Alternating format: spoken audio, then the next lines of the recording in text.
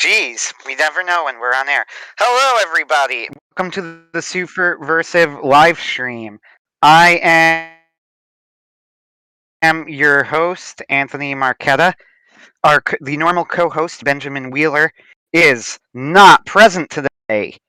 He has dinner with a friend. So instead, to replace him, perhaps permanently? Question mark. No. To replace him is April Freeman, the authoress. April, how are you? So technically, April Freeman doesn't exist. A.M. Freeman exists, and April plus my new last name exists. April Freeman doesn't exist. This is gonna mess me up, and I even asked beforehand what to call you, and I still messed it up. That's okay. You A.M. can just Freeman. say I'm April, or you call me, what is it? Hang on. Something Vada. Hang on, I gotta look something up. I'll let you know in just a second how to formally address me. But thank you for having me. I love talking. I love talking about cute stuff, so I'm ready for this. So the reason that we are discussing anime rom-coms today is very simple. I have wanted to discuss Toradora almost every episode, and Ben refuses. But now there is no Ben here. Or there won't be soon. And with no Ben, there is nobody to stop me from talking about how awesome Toradora is. To discuss Toradora. Yeah, I just had it playing. I just had the same live stream playing on my phone because I'm trying to pull up our live chat. You gotta mute it. That's what I did. Yep, that I just did. And hello to Megabuster Shepherd. Welcome to tonight's Superversive live stream. The discussion again, for those who missed it, is rom-coms, specifically anime rom-coms. Yes, why Ben? Why deny Anthony? I'm gonna talk about webtoons because that's my addiction. He says, okay, why deny Anthony? This is how you shall formally address me from now on. La Vaca Loco. Yeah, I'm gonna forget that almost immediately. La Vaca Loco. La Vaca Loco. I'm just gonna call you Miss Loco. That work? Accurate. I could go into the small existential crisis when my husband's friend, when asked, we hadn't ever gotten the chance to meet in person. They just talked online all the time. So he'd never seen me in person, only heard my voice. And when asked what sort of energy I gave up or what kind of animal I would be, he described me as a cracked out lemur.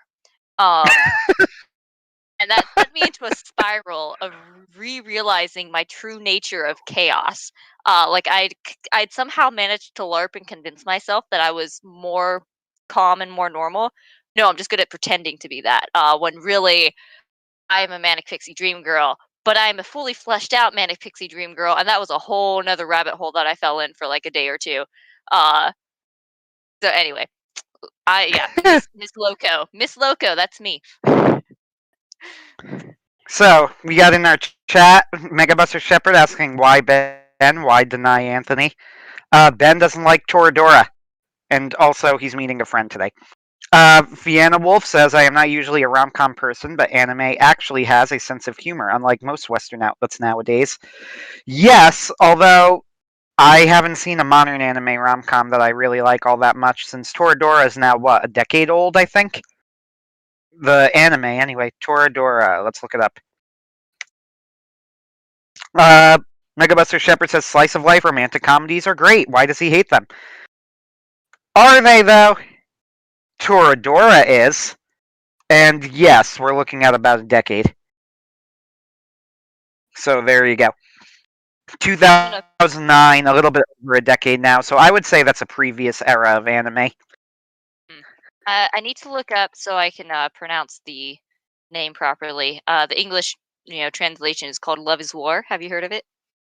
Oh, Kaguya-sama Love is War. Yeah, there you go. I can't believe I forgot about that. That one is great. Yes, that is very good.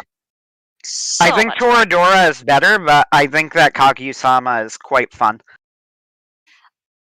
We watched it in Japanese, of course, but there was like a YouTube compilation that was like the narrator for the dub of Kagami-sa goes hard for 11 minutes straight, and it's just like it's a very Western humor, the way like because there's that narrator that like kind of like says who won the match and whatnot, and the English dub, the narrator in that one, it sounds like he wasn't given a script. He was just like just went for it.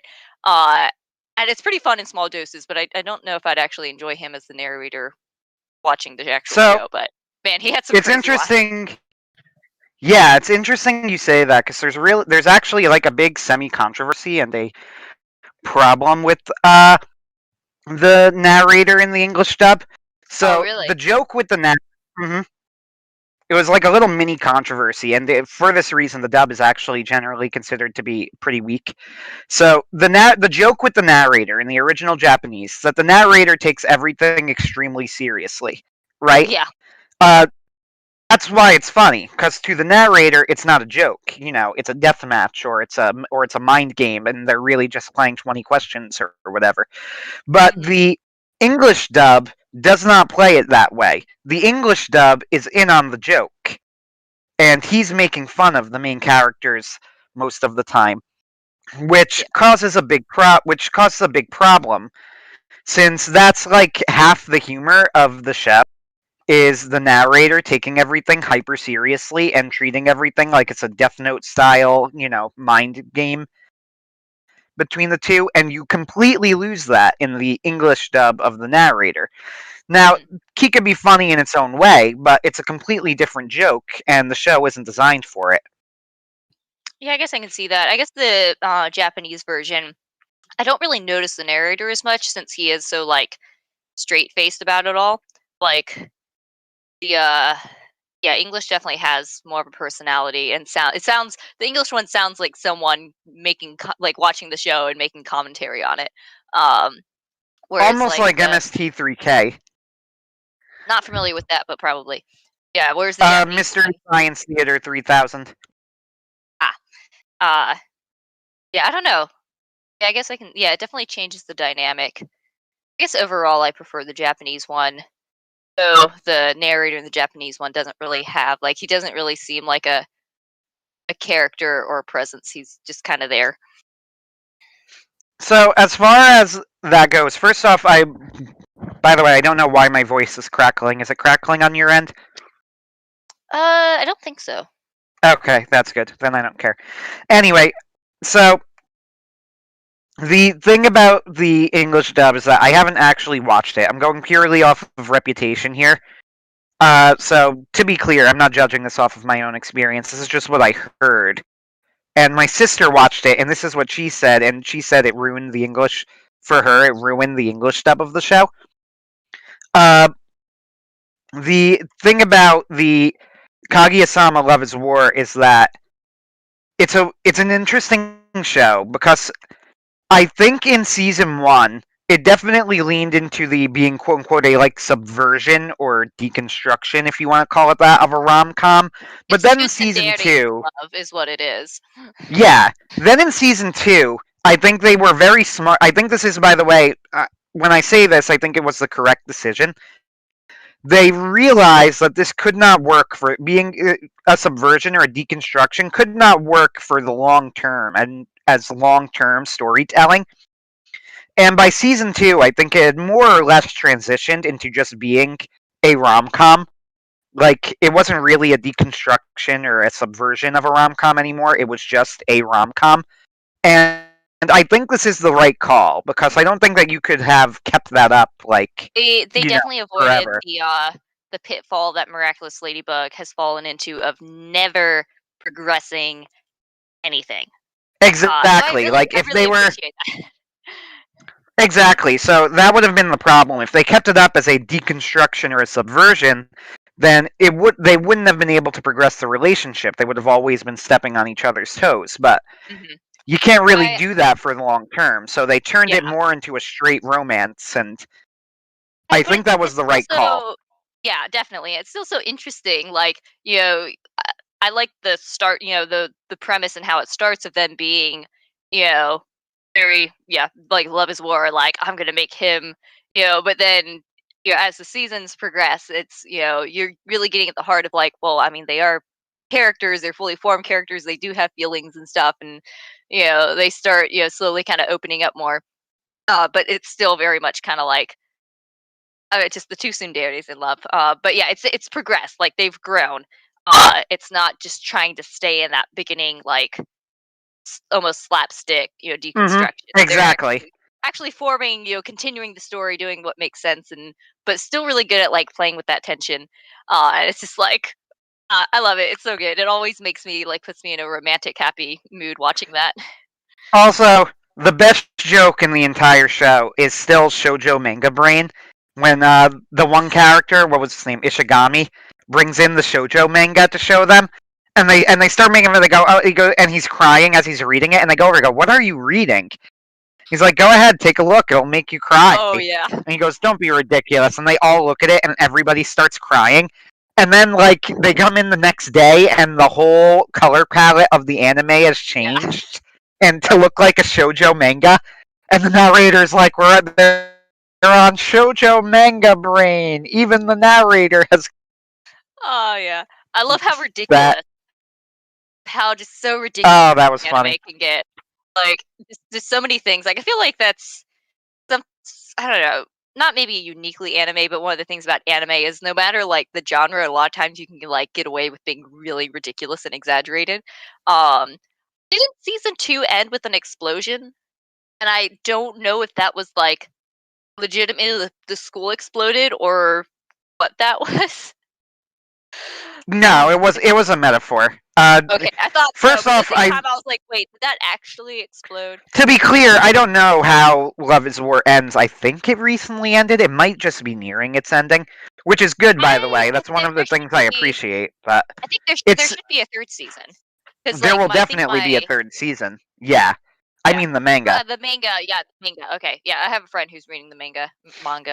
Um, so yeah, it's good when a story fills the space the story needs to fill and doesn't go too short or too long.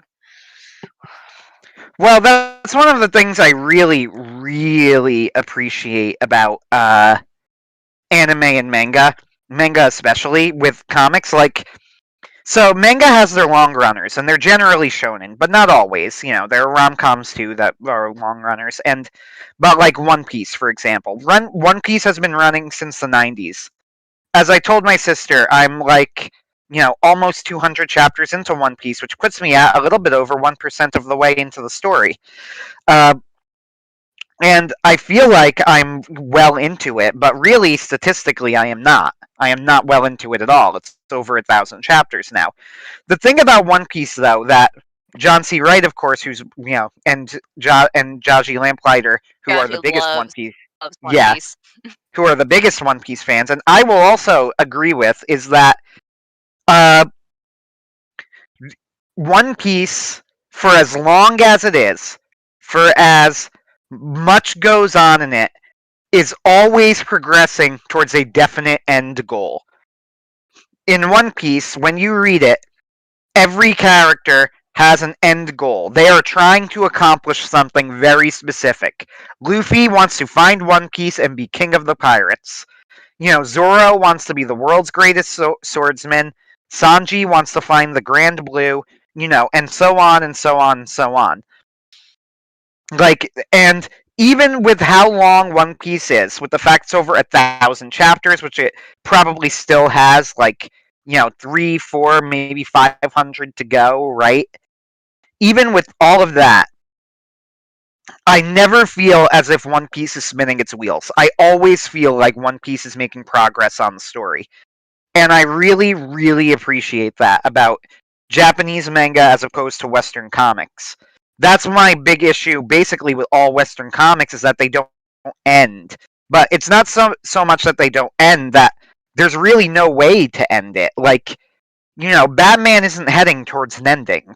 people have written endings to the Batman story. Marvel had, which I think is a decent idea, by the way, but Marvel had like a series of releases called like Marvel Endgame or whatever, where they ended the stories of various characters like Daredevil and Captain America and whatever. But you might notice this is probably the first time you've heard about it because they didn't stick because, the comic's still running. Like, I don't really pay attention to them that much anyway. no.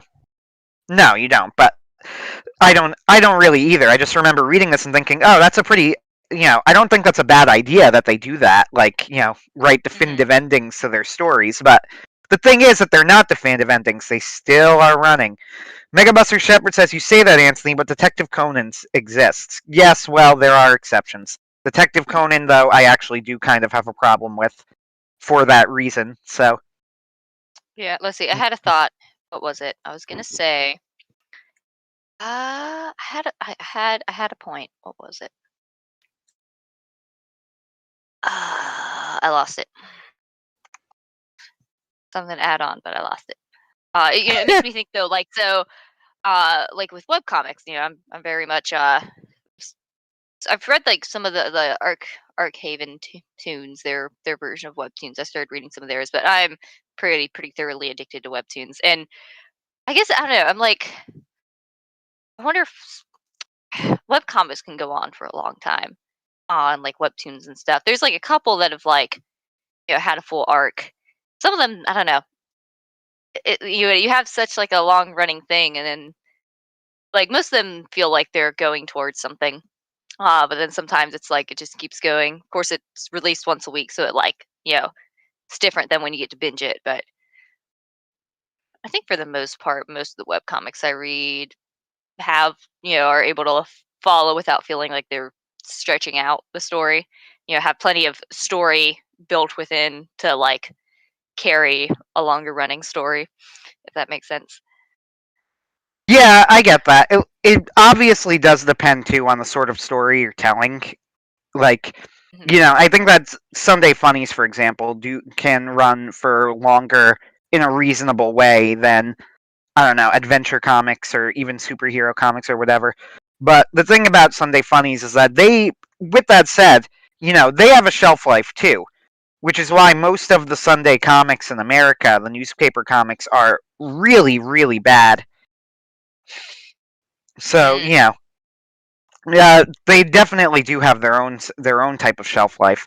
But going back to the original type of anime rom-coms, yes, Kaguya-sama Love is War, that is a good point that you mentioned it, because I said there were no recent ones. That is wrong. I forgot about Love is War.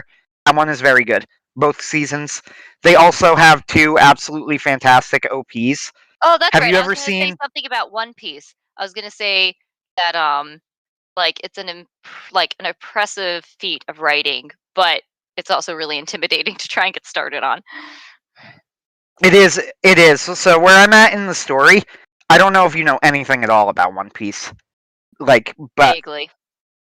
so at this point in the story, remember over 150 chapters in, maybe. One of the main characters, a crew member who appears in the opening of the first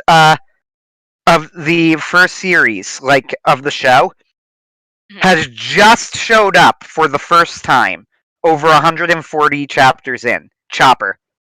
He's not even he ends up on Luffy's crew. He's not even a part of the crew yet at this point. And over 150 chapters into the story. It's crazy how big it is. And then if you ask John C. Wright, like, when does One Piece get good? He like gives an arc that's not for like 5 arcs from the arc that I'm at. He says is when it starts really getting good. Which again is just nuts as far as I'm concerned. But I'll also say too about One Piece that the anime is that, sorry Jaji, but I think the anime is just terrible. I tried watching it. The pacing is so bad in the anime. It does not do the manga justice at all. I cannot recommend the anime. I can recommend the manga. Uh, I also know that. Do you know the director Mamoru Hosoda? I don't. He has a movie. You might, in fact, it's a good movie to mention because it's a. Well, no, this one's not really a romance. But it's a good Mother's Day movie. It's called Wolf Children. Hmm. So the Wolf Children is about a woman who marries a werewolf and has little werewolf babies, and then the husband dies, and she has to raise them on her own. He has a few excellent movies. Wolf Children is probably his best, but there are other contenders. Summer Wars is very good. The Boy and the Beast is fantastic. What was the other one? So The Girl Who Leapt Through Time, pretty good. All Mamoru Hosoda, so I recommend him. Wolf Children is a great movie. But in Wolf Children, Mamoru Hosoda, the director, actually directed a One Piece movie. And when I looked up like where to start with One Piece, I have not seen the movie yet. But one of the YouTubers who I enjoy, Super Eye Patch Wolf, recommended you start with Mamoru Hosoda's movie. So if you ever do want to get into One Piece, I can't recommend the movie personally, like myself, because I haven't watched it. But I can recommend Mamoru Hosoda. So if you ever do want to try getting into One Piece, it might not be a bad idea to look up his movie and give it a shot. I certainly want to. But the anime show, despite the fact that some of the OPs for the show are pretty fun, like We Are, especially the Vic Mignogna version, is really good, but the show is just so badly paced. It's horrendous. Does not do justice to the story or the characters or any of that stuff, despite having a good soundtrack. Bradford Walker says, concur on the OPs for Love is War. Good stuff. Yeah, the first OP is good. Daddy Daddy Do is even better, and it's also just hilarious that there's actually a song called Daddy Daddy Do that is the OP to Kaguya-sama. Oh, I love the chaos that Chica brings into the show. It's so great. I have a question for you. What's the difference between a showa and a rom-com, or like anime and manga? Great question. Let me Google Showa. SHOWA? I mean, the. Am I saying Or the right word? Shoujo. Oh, I think Shoujo. So shoujo is manga that is directed at young women. And they do tend to focus on personal and romantic relationships, which I just looked up now, and that's what it says, but they don't have to. It's just that shonen is marketed towards young boys, shoujo is marketed towards young women. Mm-hmm. So, another, I think it's recent, anime that we watch is called Rascal Does Not Dream of Bunny Girl Senpai. That I have never seen. It's great. It's really good. It's a funny title. I love the brazenness of the main character. And after there's also a movie that we haven't watched, but I think it's just kind of contained within the one season and the movie that we haven't watched yet. I think that one would qualify. It was extraordinary. What was that? It was extraordinarily popular when it came out. I remember that season, like, it was exploded, but for whatever reason, I just never got around to it. And when did it come out?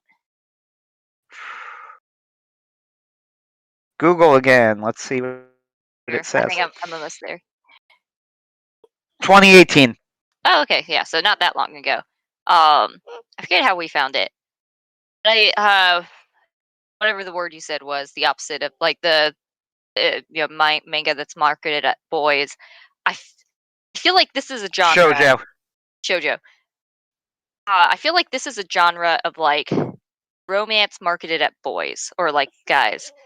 There it. Oh yeah. Well, here's the thing. I remember reading this a while ago. Like, does it? It's not a genre. Remember that shonen is not a genre. Neither is shoujo. It's an age range. It's referring specifically to the a market, more accurately. It is a market of stories. So there are absolutely shonen romances. And you are also absolutely correct that that is simply not a thing in the West, but it is 100% a thing in the East. It was so There wholesome. is. Oh, I loved it. It got a movie too, I believe, Yeah, in yeah, yeah. It's 2019. got. It has a movie that we haven't watched yet, but like he has all these he all these problems pop up that he then has to solve, and it helps like the people around him that he cares about, which is like I think what a guy wants in romance. Is like So I actually had a theory on that I might write up for Castalia House one day. What I called girly romances versus manly romances, and to contrast between the two, Casablanca is an example of a manly romance, and Titanic is an example of a girly romance. These are very technical terms, you understand, and I have done great research into this. Uh, Hours and hours of poring over books and the history of romance to come up with this highly scientific theory. highly Uh, scientific. yes, but I wish I'm gonna see if I can find what I wrote down for it because honestly, I do think that there was a point that the point I made was not a bad one, I think but I'm gonna need to try and find it. so. One thing that I've noticed a lot of times what it boils down to is a woman's like core kind of like need or want is to be like seen and desired. Uh and a man's like core need is to be like what's it like Aha! I appreciated Okay, and I found what I wrote. This is years ago, so I wrote this way back in 2015 on the blog I have that nobody reads, and I also don't update anymore because now I write on other blogs where people actually do read, so I don't need it. But anyway, so a girly romance, and remember, this is after much study, so it is a romance where the man or woman is willing to give up everything in order to be with the one they love. A manly romance is a romance where the man or woman is forced to give up or risk their happiness with the one they love in order to achieve a greater good. So the quintessential examples of both, Titanic is the girly romance and Casablanca is the manly romance, where you're so willing to give up every in the girly romance, you will give up everything in order to be with the one you love. Man or woman, either way. In the manly romance, you need to give up or at least risk happiness with the one you love in order to achieve a greater good. interesting. I don't know how well this actually holds out because despite all of my study, it was probably not exhausted of all romances. I'd have to ask the husband if he'd want to read a story where he would have to possibly give up me and if that would make him enjoy the story. So I mentioned Casablanca as the example of this because how does Casablanca end? Casablanca is considered a romance by most people who I I actually talk have no to. idea about the plot of Casablanca. I have You've to talk. never seen Casablanca. Nope. Wow, I'm actually Uh-huh. amazed by this. It's a fantastic movie I'm that terrible at watching movies. This is it why I married fully movie buff. deserves it.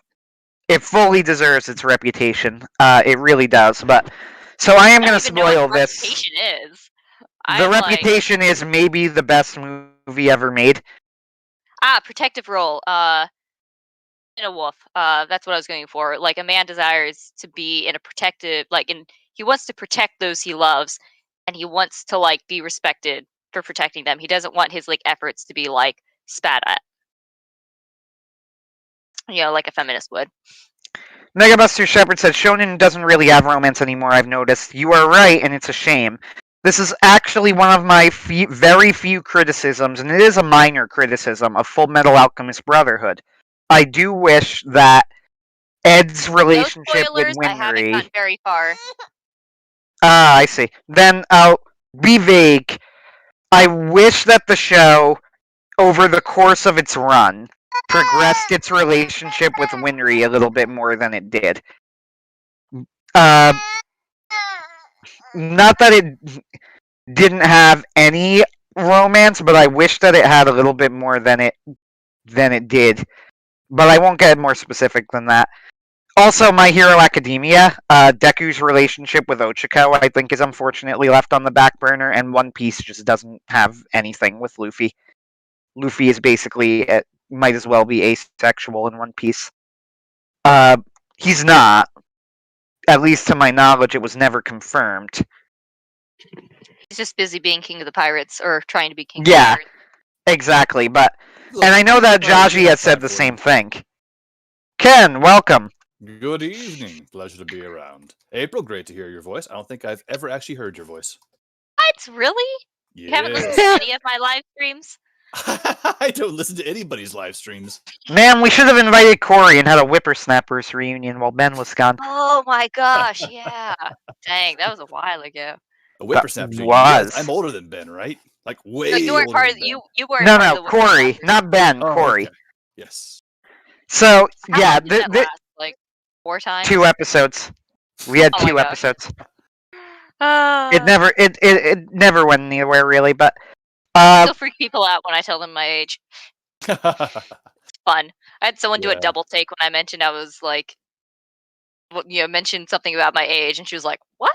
Because she was like probably, I don't know, 6, 9 years older than me. I had the same experience when I first moved to Hollywood. People thought I was deeply in my 30s. When I told them, "Oh no, I'm only 22," they were shocked and aghast, horrified.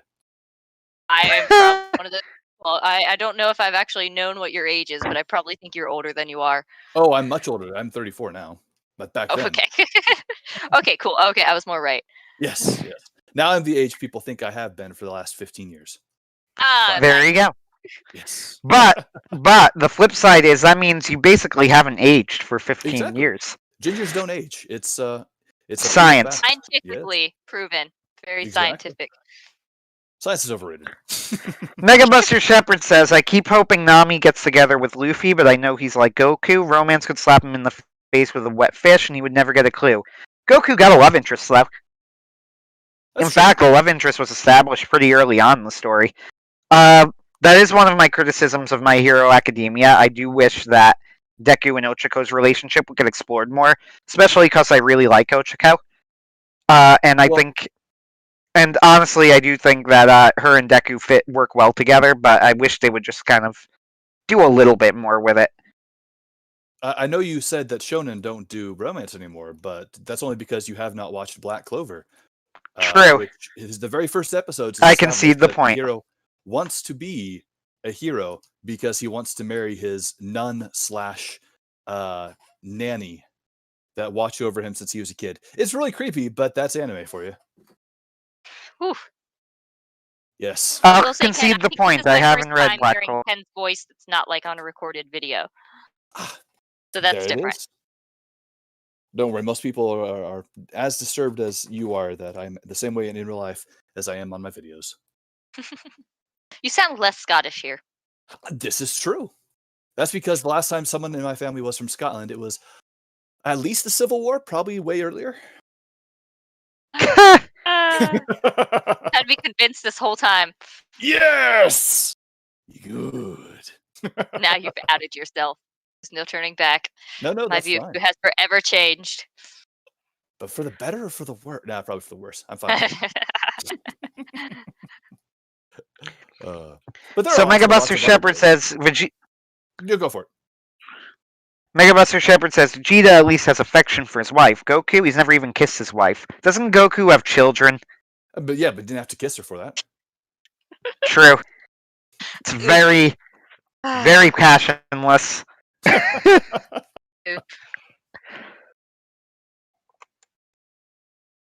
I want to talk I'm about sorry. webtoons now. I was Okay, going to make an appropriate joke, but I'm not going to do it. If April weren't here, it absolutely would have. That's Oh, true. excuse me. I could probably make better jokes than you guys. That's true. You probably could. Still not going to do it. Bah, I live in Keep this Hollywood. PG. Okay, I'm just gonna, for anyone that is also a webtoons addict, I'm just gonna list some of my favorite webtoons. Most of them are like romance. Okay. So, Lord Go of for it. Olympus is pretty fun. That one's pretty popular. Random Chat, I don't know. That one doesn't quite have. That one sort of has romance. Also, just a whole lot of fighting. He gets in a lot of fights. Season of Blossom is fun. I'm a little mad at the main character for being very girlish and not communicating. Uh, but it's kind of like sparking this cute romance between her and the guy she's fake dating. Um, the Kiss Bet's cute. Swimming Lessons for a Mermaid is cute. Age Matters is pretty fun. Makeup Remover is pretty interesting.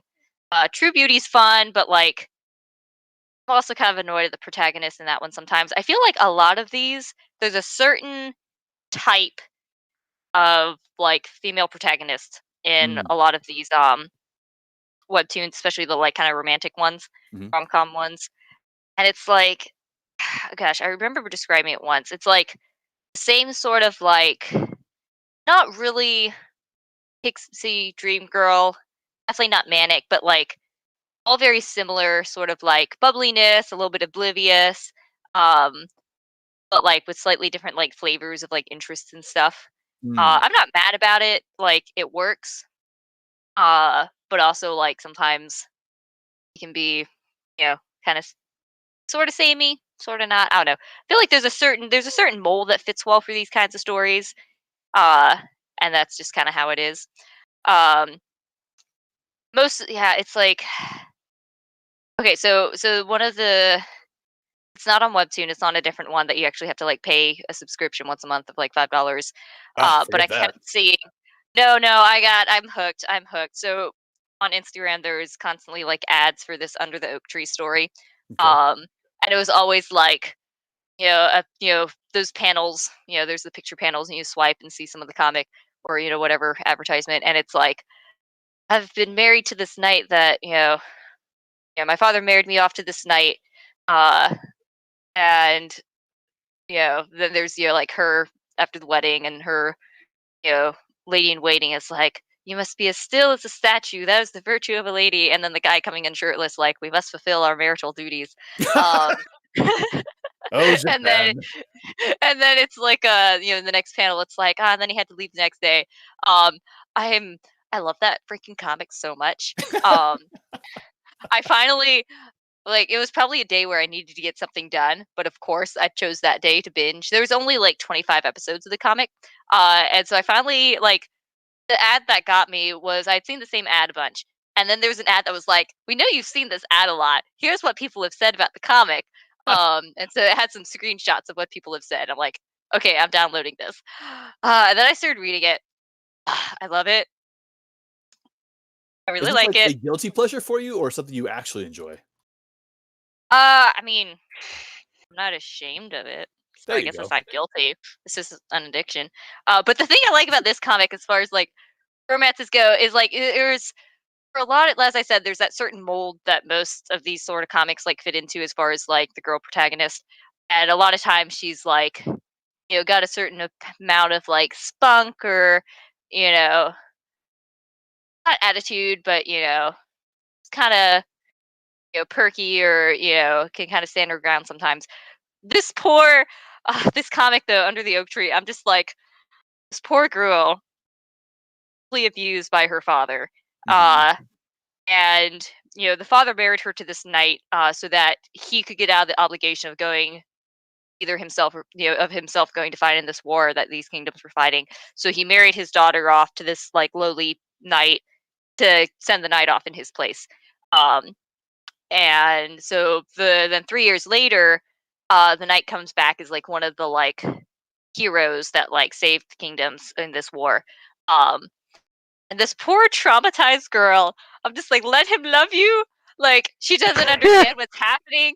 Oh, but the thing is, like, she is like, I feel like in most stories nowadays, you have to. There's a certain amount of like girl power that has to be present. I like in this one that she like, the knight comes, Rifton's his name, and he comes and he picks her up from the palace or the castle where she's lived at with her father since he left because of course the father's controlling, and he technically she should have been at the knight's land since they were married. So he's like, why are you here, why are you over there? But he's just like, all right, let's go. And she's like, well, the thing is, she thought he was coming to divorce her because there was rumors that the king was going to like he married the girl, and then he like became this war hero, and then there's rumors the king was offering the princess's hand in marriage to him. And so the poor girl is like terrified, and her father's like, you better not let him divorce you, you worthless piece of crap, you're good for nothing, this is all your fault. And so she's got this mindset of like, he's coming to divorce me, how am I going to stop this? And then he's just like, all right, get in the cab, let's go. So she's confused, and then eventually, like, she's very quiet and meek, and I like that. Like, she's not girl power. She's quiet and meek and needs to be loved, and he loves her, and I love it. And also so based because he's like, at one point she finally like, she's always looking very like distraught, like her expression just always looks sad because she's a poor traumatized lady. And finally, at one point they finally are having a discussion, and she is like confused and kind of like, but I thought you were, I'd heard you were going to because she mentioned something about divorce, and he's like, what now? And she's like, no, like, he was like, are you seeing someone else while I've been gone for fighting my life for 3 years? And she's like, no. She was like, but I heard the rumors. And he was like, screw that nonsense. I'm married to you. That's a vow we swore before God. I'll personally castrate any man that dares to break that. When I heard the king say that, I thought he'd finally gone crazy. And I'm just like, yes. Anthony, And like, I found this book she's talking about. This thing is the webcomic. Yeah. Well, no, actually, I found the light novel it's based off of. Wait, what is it? It's What is the name of it? I gotta look this up. Okay, lightnovelheaven.com, Under the Oak Tree. Allow me to read you the summary. The daughter of a duke of the stuttering Maximilian, because of course, when you think female protagonist, your name is Maximilian, of course. Married a knight. Calls her Maxie, and it's so cute. Married a knight of lowly status at her father's coercion. After their first night, her husband departed for an expedition without another word. He comes back 3 years later, this time as a famous knight in the whole continent. How would Maximilian face him on his return? And I just want to read the tags for you guys. Those of you that 4.8 out of I just want to throw out here 1.7K reviews. 4.8 out of 5 stars. Yes. That's crazy. But I'm probably gonna read the novel, and then the art's really nice. I like the art a lot. Oh yeah, the cover art's fantastic because it's for the comic. I mean. Okay, so its tags are adult, drama, ecchi, fantasy, female protagonist, josei, mature psychological romance, and smut. There is smut. Smut. But it's like so like it gets steamy. So here's the thing that I like. It gets steamy. Yes. It doesn't ever get pornographic. And like I like Ken in the background going, yes, steamy.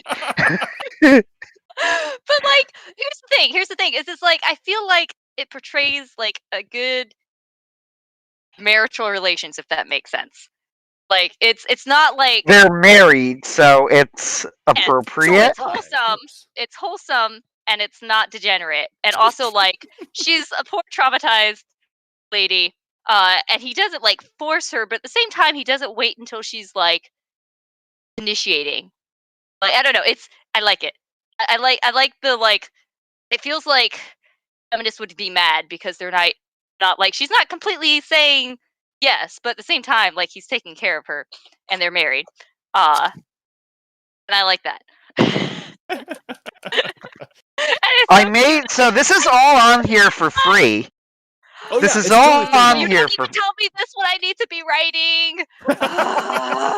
You don't know. I love this story. I really love this story. Like I usually don't count the days until comic updates, but like. I might have to give this a shot, although I warn you that I may make fun of it if I do. That's okay. Like you better read not because it's bad. Pleasure, but I'm not guilty, so I don't care. I will enjoy you may the not feel romance. guilty. I will give Anthony as much crap as humanly possible for reading smut. And like I said, it's steamy. But I'll love it. It's steamy, but it's not like not erotic, Pornographic, and like you it's not said. like over like done. Sure. And But that I doesn't would say matter. it's Amazing. accurate. I'll just say it's accurate. At least I just like it. Just let him. As Ken and I leaning into our computer, go That's ahead, right, give that's us details. Hey, don't rope me into your etchy fancy, Anthony. I'm just saying he's. Well, so this is my tender and this is my new favorite live stream, everyone. Just saying he wants Well- to take care of her. That is so cute. Mega It's Buster so Shepherd cute. says, just go to confession. I don't know what you're talking about. I didn't say a word. Hey, I'm a Protestant. I have to go to confession. And then there's Ken. Well, not for nothing, Ken, but I'm a Protestant. I don't have to go to confession. Booyah! About that. So, hold on, though.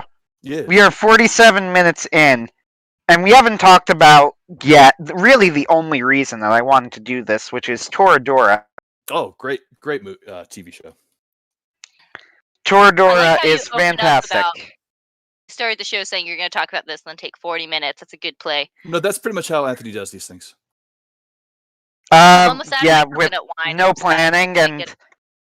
extremely disorganized and with no planning. Yes, correct. Exactly. What makes it fun. Indeed. Maybe I it's think the it's been stomach interesting won't enough go so on. far, though, so I'm okay with that. Mega Buster Shepherd says, apologies, Ken. You don't need to apologize to Ken. No, always apologize to Ken. Ken relishes it. Sounds like I you don't can't- even understand. Amazing. What can I say? I'm a villain. But- It's how I work. Exactly.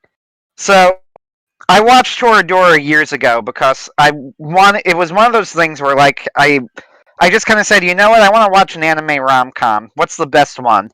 And the best one was supposed to be Toradora. And now, Anthony, who So I recommended said- this to you, by any chance?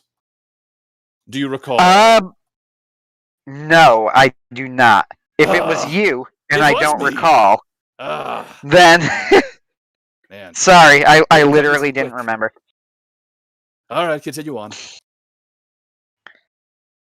So when I tried Toradora finally after years of hearing about it, Ken apparently recommending it to me, even though so he claims. Oh, yes.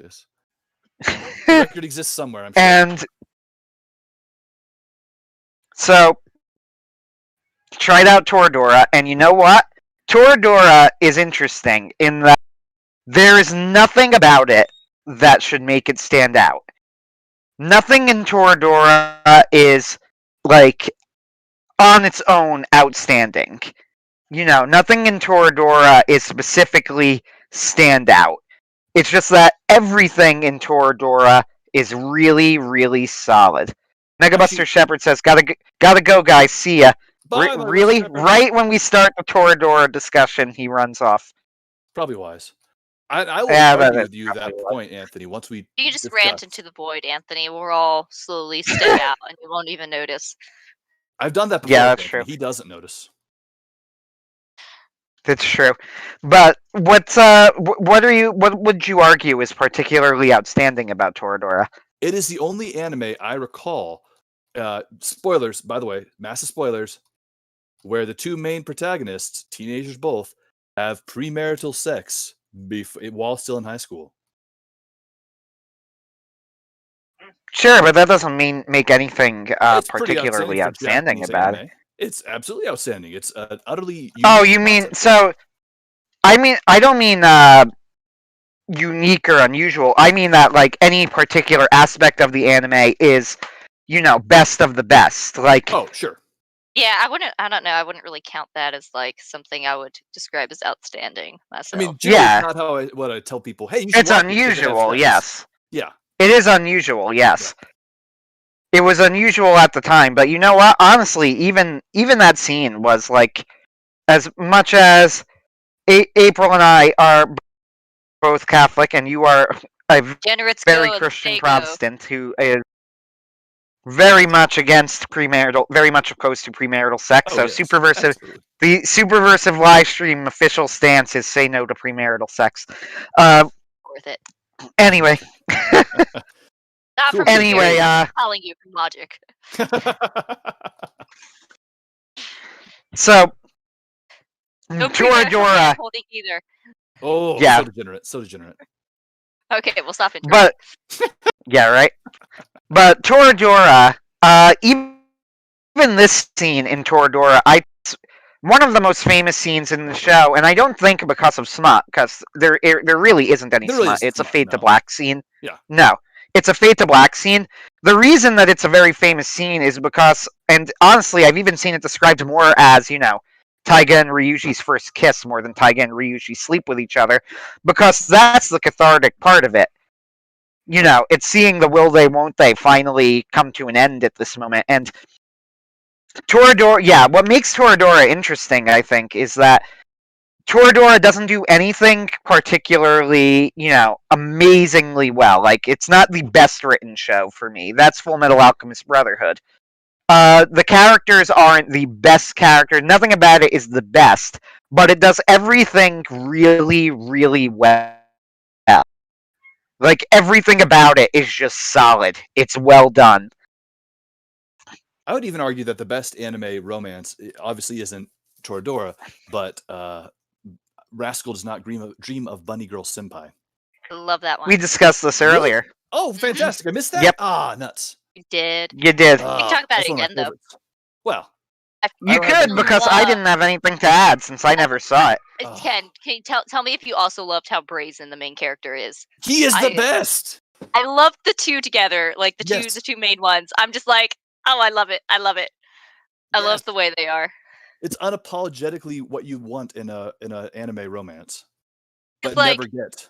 He's crass, but also like not. He's not like mean. He's crass. He just doesn't care. He's crassed up and disgusting. Yes, there we go. Yes. Because he's actually really sweet. Right. So cute. He is and like he protects. He protects. Yes, exactly. That's what my man wants in a romance, is to be protective and to be appreciated for the work he does to protect those he loves. Absolutely. Yeah, there is no, even though they do try to, like, they make fun of feminism a few times, but they definitely are not pro-feminist in their message of the anime. Mm-hmm. My favorite character in Toradora, and this is related, by the way, to what you were discussing, so it's not just a subject change. My favorite character is the 29-year-old teacher who turns 30 over the course of the show. Oh, and gosh, it's so depressing. That character is hilarious.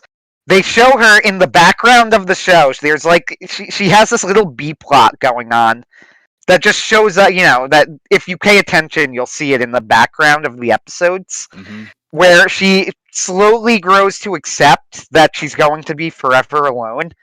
Yeah. And yeah. And then like she turns 30. She hits 30 and then she like gets super drunk and is in tears. And then they find her later with a bunch of women like apartment shopping. Yes. Because like with a bunch of other single women. Right. Because they need to plan for their futures. Yes. And then I think like they invite her to their Christmas party and she says something like, "Absolutely not, no way, I'm not doing it," because it's like I am not that desperate to go to a high school Christmas party. Exactly. Because I'm that lonely.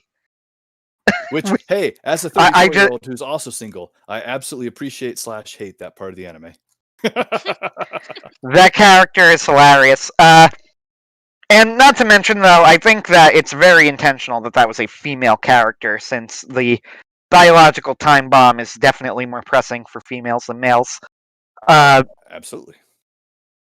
What's funny, too, in the show is that she's a perfectly, like, her character design, she's drawn as a very attractive character. Right. So it does make you wonder. Yeah, it does make you wonder.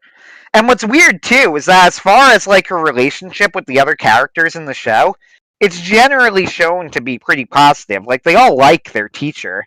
You Right. know, she's not a huge part of the show or anything, but they treat her well. They're polite. They're polite to her. She tries to give some words of wisdom at the end in a scene that's pretty funny. Like at the last episode of the show, and like one of the last scenes of the show, when Taiga leaves and doesn't show up to the class again, and everybody is wondering what to do. She gives this little speech where she goes, sometimes we just got to accept that people have left and they're not coming back.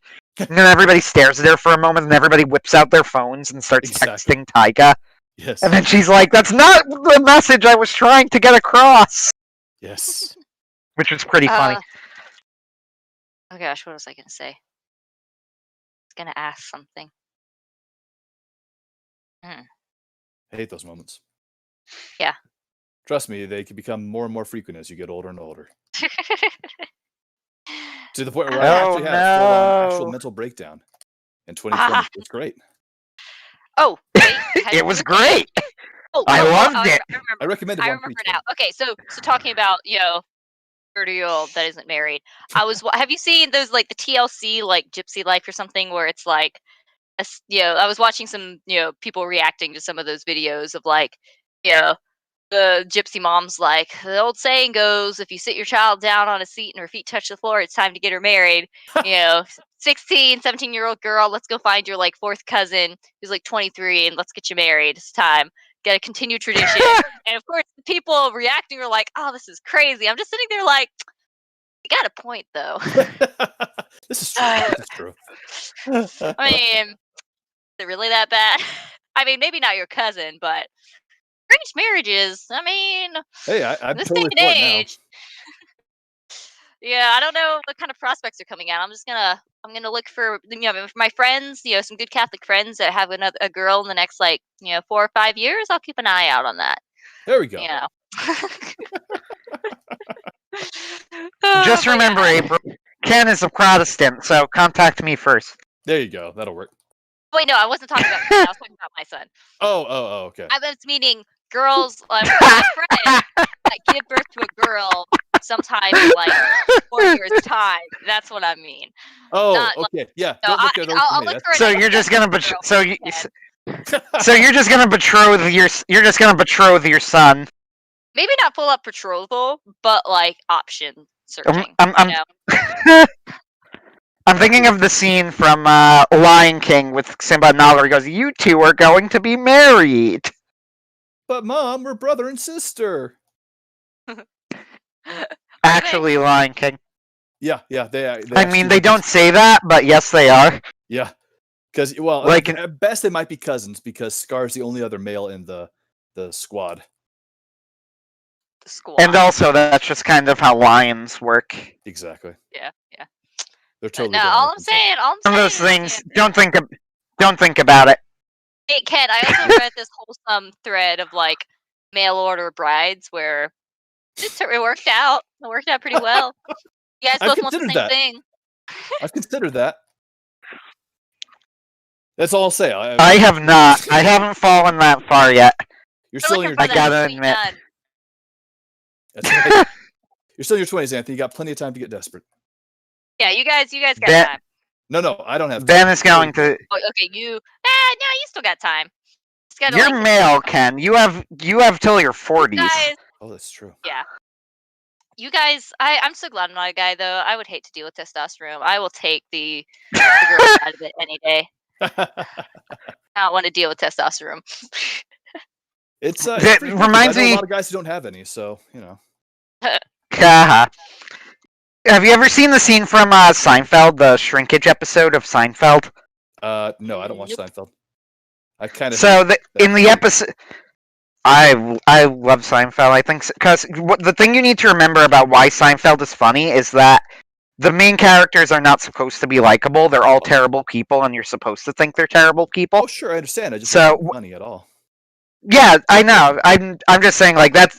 I think though that like people, Owen Benjamin went on a big thing about how like Seinfeld's actually degenerate. To which my responses. Of course they are, but the difference between Seinfeld and an actually degenerate show like Friends is that in Seinfeld they're not portrayed as like people you're supposed to like.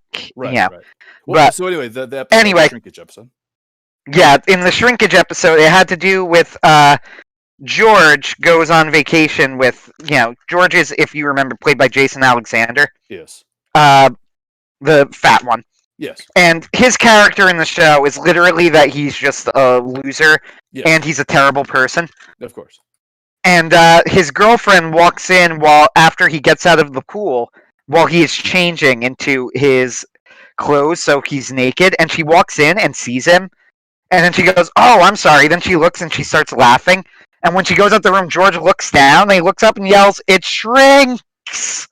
Oh. And then later he's talking to Elaine, who's the female main character on the show. I assumed, yes. And they're going, "There was shrinkage." And then she goes, "Wait a minute." He goes, "You mean there's shrinkage in water?" They go, "Yeah." They go, "Why does it do that?" And then he goes, "It just does." And then Elaine looks at them and goes, "I don't know how you guys deal with that thing." Well, that was a very awkward part of the conversation, Anthony. And I approve. I thought it was funny. Seinfeld is a good show, recommended. Also, this conversation has been awkward for at least 15 minutes now. Ever since I started Don't blame me for this. Don't blame me for this. Pretty much ever since It's not my fault. Pretty much, yeah. Fair enough. So, we all agree it's Ken's fault. Yay! Yeah. I'm to blame. Not my fault. Seinfeld is a good show. I recommend it.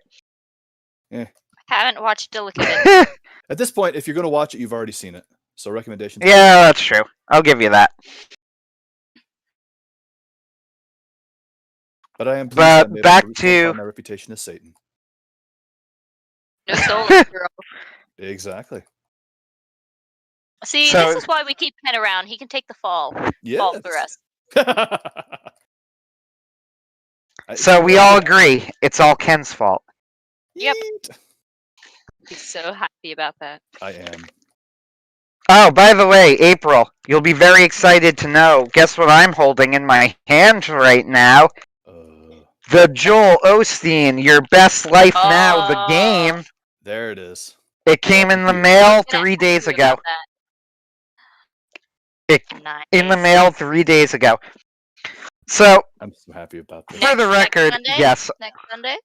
maybe. Yes. It'll depend on if Ben is ready, because also, we want to get another girl involved. So any girls who are listening, if you want to play the Joel Osteen Best Life Now board game, by all means. I'd rather play it sooner than have to get another girl. Yeah, I mean that could take a while. I don't know why you're pushing for another girl. Isn't I this don't- like, can't we have This was equality Ben's for, like, idea. whoever wants to? This was Ben's idea. All right. Well, Ken, it's your fault. Yeah, of course it is.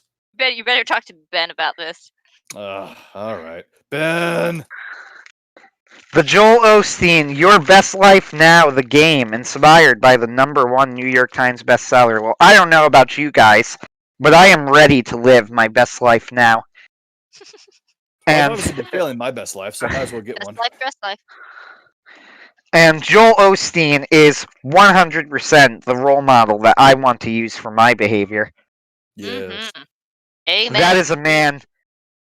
That is a man who knows God, who I'm pretty sure is a name that was never mentioned in the book.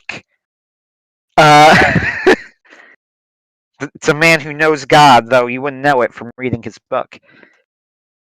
That's a good idea. If a joke doesn't land, just repeat it again. That's good. Ken, why are you so mean? Do we need to have the ginger talk again? The ginger.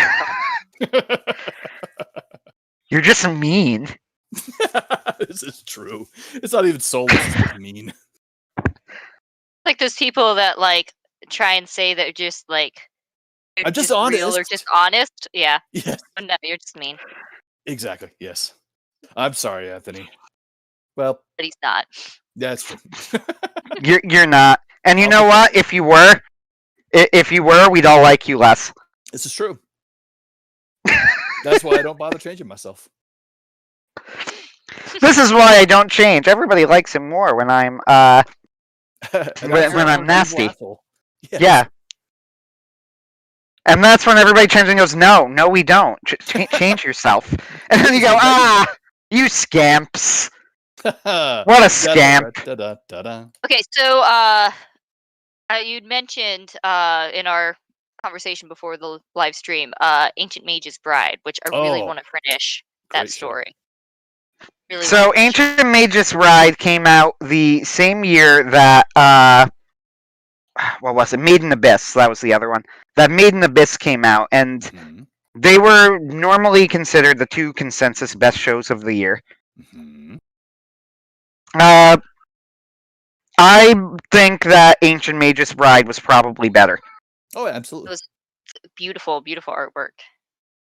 And one of the few attempts by the Japanese to portray Christianity, which is interesting. Yeah, it's a really interesting portrayal of Christianity, too. Yeah. They have the priest who shows up who knows Elias, but it's unclear if you're supposed to accept that Christianity is true. Right. Like, I don't think you are. Although I do think you're supposed to get that, like, the priest being of a more spiritual sort is certainly more connected to that world. But I don't know if you're supposed to straight up go, Christianity is correct. Well, no, you kind of are, though, because the villain, I guess spoilers, was somebody cursed by Jesus, and they actually establish him as the Son of God. They give him that name. And they also establish that... do they say that? I don't remember this. They absolutely do. But also, I mean, they constantly are quoting the Bible without actually referencing it. Like the dog Ruth says straight up to Chise, your people will be my people, where you go, I will go. Which is a direct quote from the Book of Ruth. Really? Oh, that's really interesting, actually. Yeah, go back and watch it with the anticipation that most of it is at least a subtle reference, if not an outright blatant rip-off of the Bible. I mean, can you really rip off the Bible? I don't know if you can. No, what is it? The hero's journey, like the what is it? Like so many, like classic hero's journey, or like classic like way that most stories, especially in the West, are written and have been written for a long time, is like a similar arc of like Christ's death and resurrection, right? Right. Am I wrong? Harry Potter. So the hero's journey thing. The thing about the hero's journey, and I could say this now too because Ben isn't here and Ben disagrees with me, but I agree with John C. Wright when he says that the Joseph Campbell hero's journey, or more specifically, the hero with 1,000 faces, is a load of nonsense that is made by cherry-picking stories from all over the world and only selectively picking the stories that are... trying to think of how to put it. Better? The stories that fit the mold, I guess. It's selected. You cherry pick the stories that fit the hero with 1,000 faces. But you don't, and you ignore the stories that don't match it. There is no hero with 1,000 faces story archetype thing. It's nonsense. The hero's journey, however, the very, very simple hero's journey archetype is something that, I think, is probably relatively modern. It was a story that was found around the pulp era and that people realized made for a very easy to replicate formula that people seem to like, and then was reused over and over and over again. So the story of literary criticism to disagree with you. That's fair. I only know enough, so I don't know like a ton about it. I've taken classes though on myth and culture, and it's always been my opinion that the hero's journey archetype had to ignore too many exceptions to be truly viable.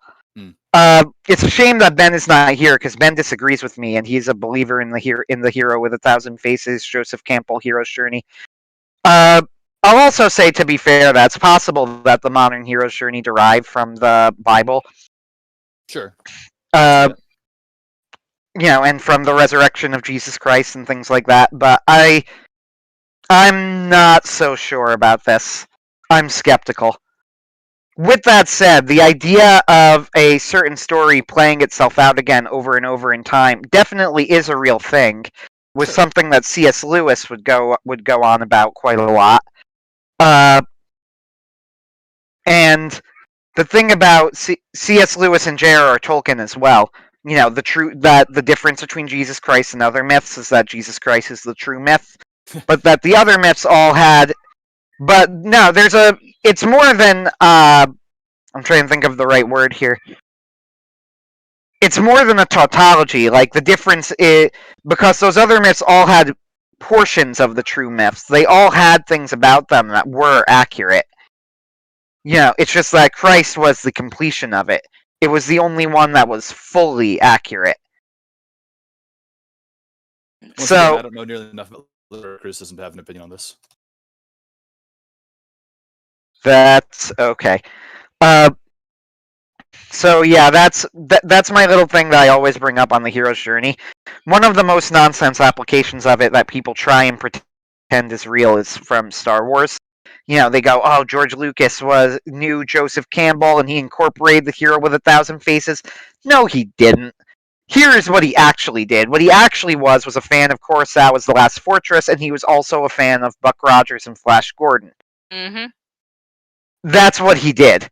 That Joseph Campbell happened to be in school at the same time as him was a total coincidence, and I doubt had anything to do with the creation of Star Wars. Very true. But George Lucas always tries to mythologize Star Wars. Sure. Well, Star Wars, one of the most brilliant overused tropes ever made. Well, yeah. I've said it in the past, but my opinion of Star Wars mostly echoes the great literary critic, or the movie critic ER's opinion on Star Wars. E:*R. Which is that I probably grew up at the wrong time to be like a super fan of Star Wars.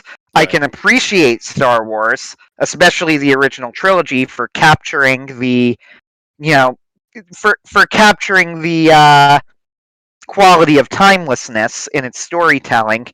And I certainly think that A New Hope and Empire Strikes Back are both very good movies. Empire Strikes Back is even a great movie, and Return of the Jedi is pretty good and has a great ending. Yeah, it's almost an excellent movie. Yes. If it weren't for the stupidity walks and the fact that it's the same Death Star again. Yeah. A New Hope is a very good movie. Empire Strikes Back is a great movie. And Return of the Jedi is a good movie with a great ending that kind of salvages the bad parts of the movie. So, the prequels are terrible. I do not like them, but they're funny. There you go. So, there's that. And the sequels are bad and not funny. But you know what is great? The Clone Wars TV series. Mm-hmm. Genndy Tartakovsky or the CGI? The CGI, because I've never watched Genndy Tartakovsky. Oh yeah, you did mention this the other day. That's fine. The audience hasn't heard about it. I have seen some of Star Wars Rebels, and I will tell you this. Star Wars Rebels, I know, ended up its reputation got lower as the years went on, if anything. I heard the reputation got better, because my friends loved the fact I could be wrong, yeah. Thrawn got involved. So, he did. So, here's what I thought about Rebels was, I thought the main character was super annoying, and I did not like him at all. I thought he was terrible. But the problem that I had with, or not the problem, actually, what I appreciated about Star Wars Rebels was that I realized at the season 2 finale, which was fantastic, by the way, probably the best thing Star Wars related made since Return of the Jedi, was the season 2 finale of Star Wars Rebels. I don't know. Mandalorian was pretty epic. Mandalorian was pretty good, but this was also really good. But anyway, Darth Vader showed up, all sorts of stuff, but whatever, not the point. Point I'm making is, one thing that I really did appreciate about Rebels was that they showed Ezra, he starts considering a turn to the dark side and whatever, and it sort of made me realize, maybe Star Wars Rebels is actually a little bit more self-aware than I was giving it credit for. Maybe Ezra's whininess, they knew what they were doing. There was actually a point to it. And given that, like, once I realized that, it sort of helped me to recontextualize the show and go, okay, I can buy a little bit more of what they were doing with this character now. Like, it makes more sense to me. You know, there's a logical through line here to how he's supposed to work. Sure. So I did. It did help me gain a little bit of new appreciation for Star Wars Rebels, for sure. And I enjoyed I had a good time with the show. It was a pretty decent show. Fantastic. April, have you ever watched any of the Star Wars media, since we have totally excluded you from this part of the conversation? It's okay. I went back to writing because I really like to write. So I did really like The Mandalorian. And season finale of season 2 from The Mandalorian. We watched it when it came out, which I'm really glad we the night it came out. I'm really glad we did. Right. Avoid all the spoilers. Yeah, especially for that. And it was just like seeing that and having it was right when it came out, so I hadn't everyone talked about it right after, but didn't know what I was going to see going into it, and it was great. I loved it. Like, I had this feeling of is this what it was like to watch Star Wars when it first came out, like the first movies? Right. And it gave me a new hope. I was like, maybe we can have Star Wars again. Exactly. Maybe. And then, of course, they had to fire Gina Carano. Yeah. And I liked her character. She made sense.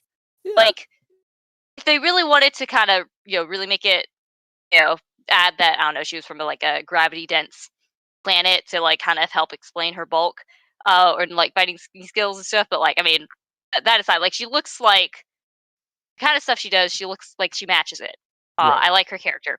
And yeah, it probably wasn't perfect, but I really enjoyed it. I thought it was good. But yeah, I don't. Are they doing another season? Oh yes.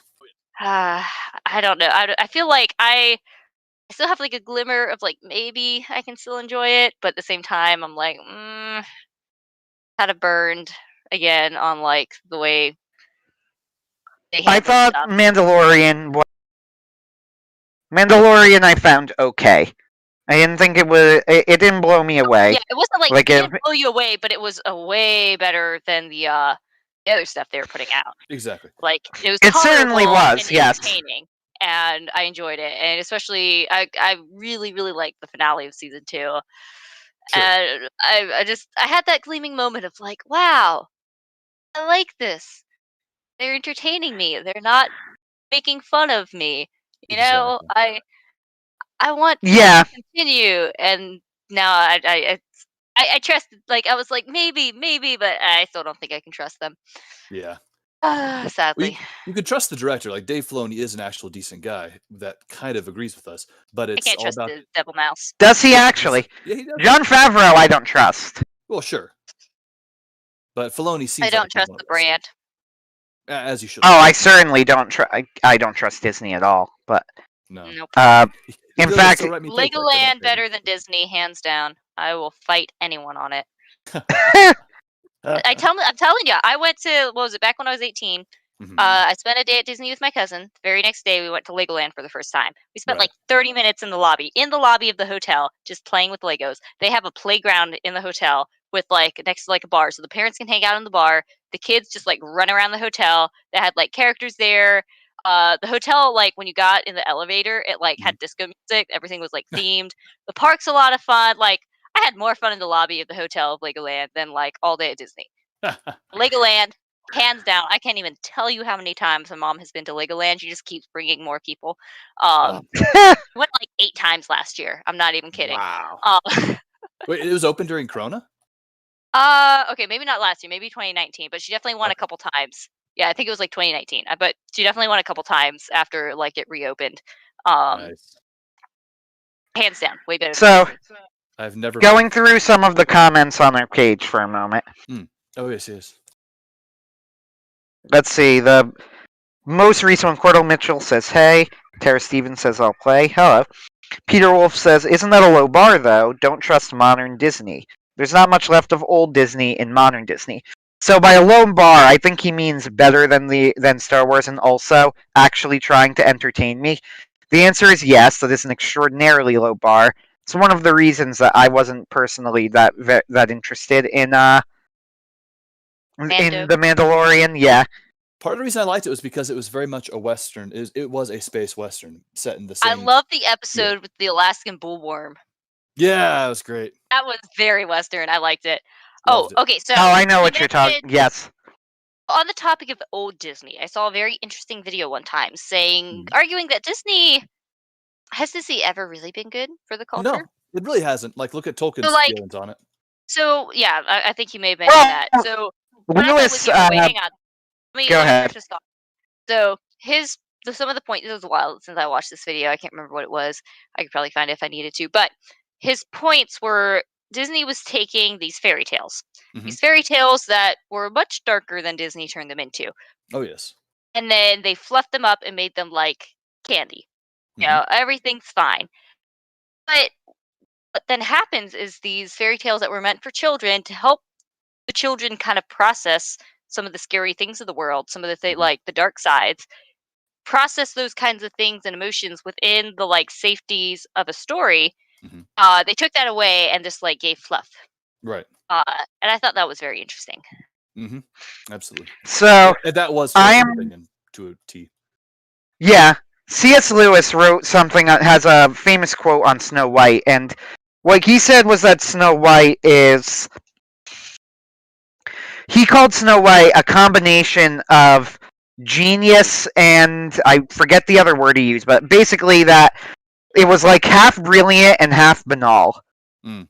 And he says sometimes it adapted the fairy tales beautifully well. He goes, and the example he gave was, he goes, the evil witch in Snow White, he goes, was more than we deserved. It was an even more magnificent evil witch than I think anybody could have reasonably expected. Sure. And they're right, by the way. If you watch the evil witch in Snow White, she holds up today as a pretty scary character. But he said sometimes he even innovated on the fairy tale in ways that are genuinely interesting and added to the story. Sure. And the example they gave of this is the scene where Snow White runs into the forest, and you see the eyes of all of the animals around her, and it looks like they're all of these evil animals. And then That's pretty the light changes, and the eyes walk out, and you see all of the woodland creatures go and follow Snow White. Right. He said that scene is brilliant, and it's a genuine innovation on the story that is an actual, like, an interesting twist on Sure. convention. And then sometimes it's just banal and completely misses the point and ruins it. And the example he gave was the dwarves. Sure. He said the dwarves totally missed the point of what the dwarves were supposed to be, their role in the story, why they existed, because they wanted to make a series of funny wordplay gags. Well, I mean, So- that's Disney and dwarves. Like, that's the modern every movie and dwarfs ever since Tolkien, essentially. Like, everyone has turned dwarves into comic relief characters, pretty much across the board. diggy diggy hole. I love that song. So Peter Wolf asked, "Good in what sense?" I'm guessing you mean good for society. I mentioned like a minute ago. I guess good as in like, does it benefit society in the long term? I guess. Is that your? So is- I will is that say what that you I meant by disagree with Tolkien to a point. The Disney movies, one thing about old Disney that you'll notice is that they do tend to be, at least a lot of them, darker than you remember. Pinocchio is a good example of a story that is actually like really, really dark. Sure. Well, Mhm. we were just talking about It's Snow White. Snow crazy White is dark, even honestly. darker. What Pinocchio's what really is dark. Snow White is the original version is so much darker. the original? Yeah, the original fairy tale is, and for that matter, the Pinocchio was also crazy dark. But also, the original Pinocchio is crazy dark in a way that I genuinely don't think it could have worked as a movie. It's you need to understand the original Pinocchio book that it was based on is really, really weird. I haven't Yeah, read I've it. read I it. have read summaries of it. I've read And the it. summaries are the Disney version of Pinocchio is actually quite a dark movie. Yeah, You know, as somebody pointed out, when Pinocchio escapes from the island where they're turning everyone into donkeys, the Oh, villains who are turning people into donkeys are never caught. yeah, they're just enslaving boys for the rest of their lives to be donkeys working in mines. It's super So depressing. Peter Peter Wolf says Disney historian Michael Barrier said that Disney was artistically limited, which I agree. Like, also Bambi had his mother shot very early in the Right. movie. I mean, there's that. Yeah. So it's like, I think I agree though. Like, it is artistically limited. And then I feel like really later on, like it just kind of like either Even the committed or Disney, just restrained to like this sort of you know, take the story, put it through the Disney mold. There Right. you go. I mean, to be honest, even the Disney Renaissance, I think, only had one great movie, and that was Beauty and the Beast. Oh no, And I totally disagree with you. The Hunchback of Notre Dame was incredible. Yeah. Hunchback of Notre Dame has incredible moments, but it also has the gargoyles. Yeah, okay. Ignore the gargoyles. They're Come awful. Everything on, else. those are great. The gargoyles are the worst thing ever invented by man. Kids.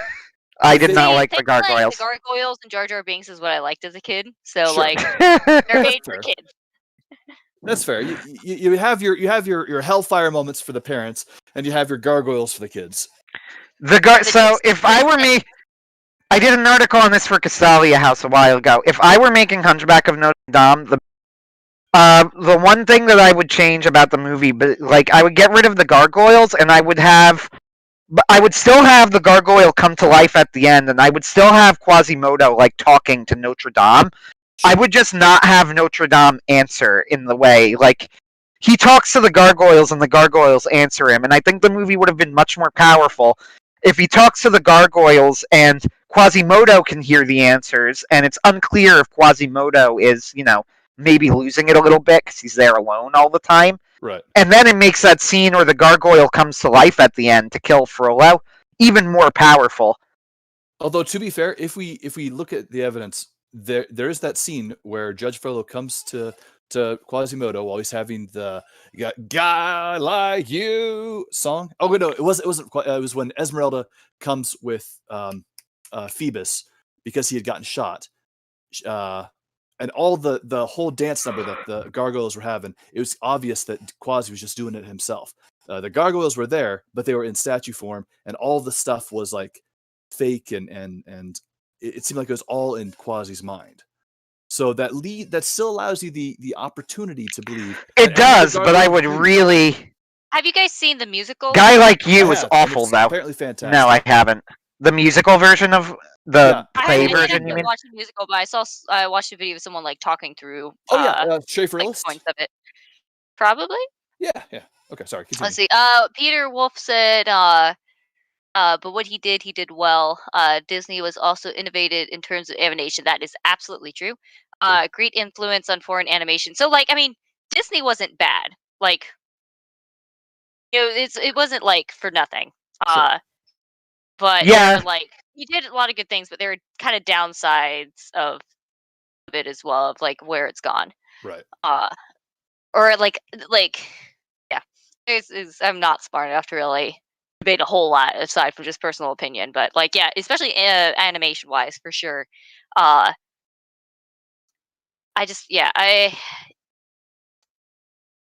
sort of downplaying of the darker sides of stuff, especially in like later ones. I think No, it's a shame. Maybe you should downplay some of the darker stuff, like with Okay, yeah, Snow so White, like I mean, yeah. Though then again, I don't know.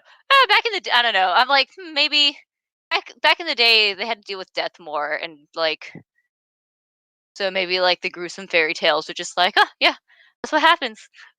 Well, sure. Like yeah, I don't know. but- Maybe we would have more cautious adults if they were traumatized as children by stories.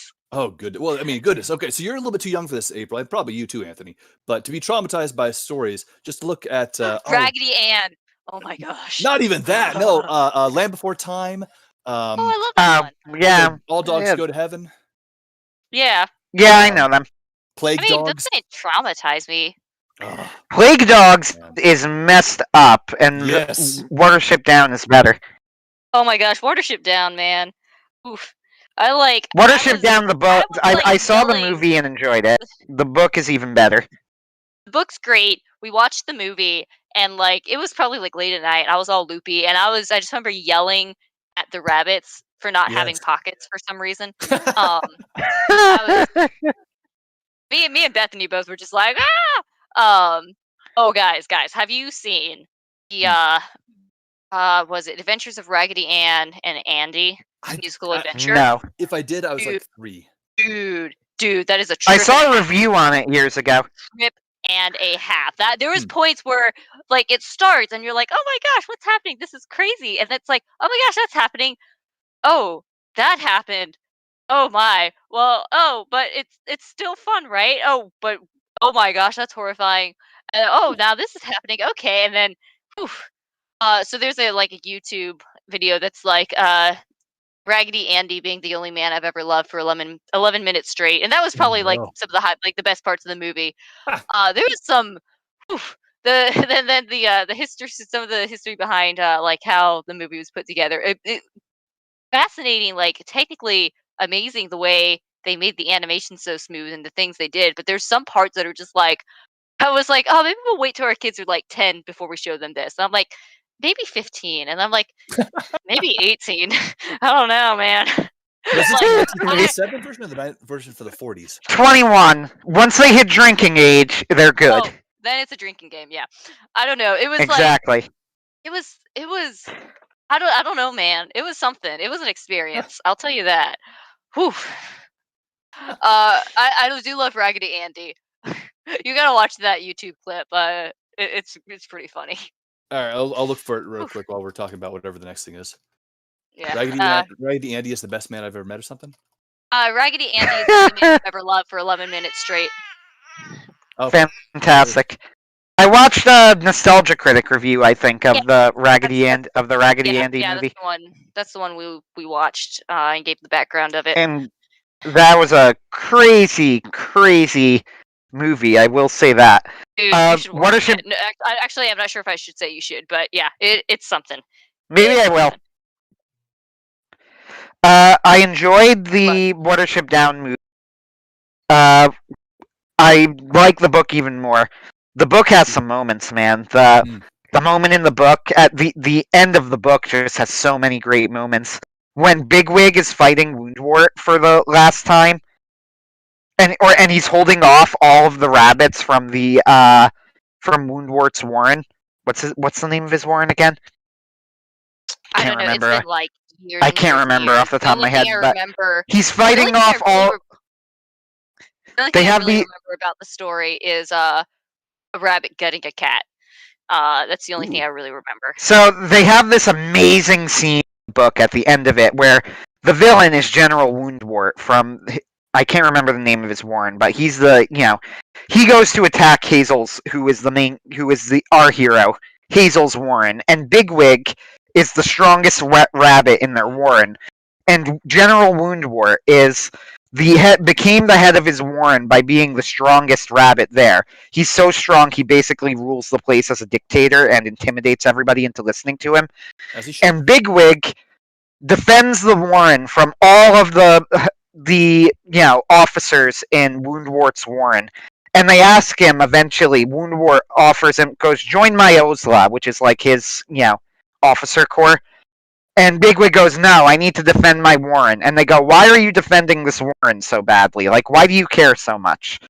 And he says, because my chief rabbit gave me an order. He told me that I had to defend this warren, and that's what I'm going to do.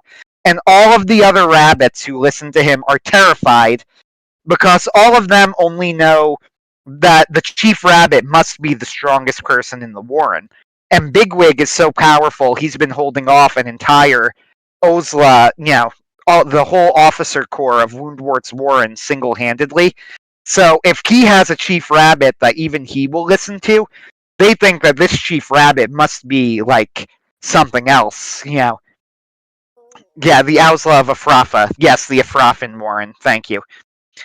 So they think that, that his chief rabbit must be something else. And of course he's not. Well, you learn over the course of the story that Bigwig is the strongest of the rabbits, but Hazel is the leader.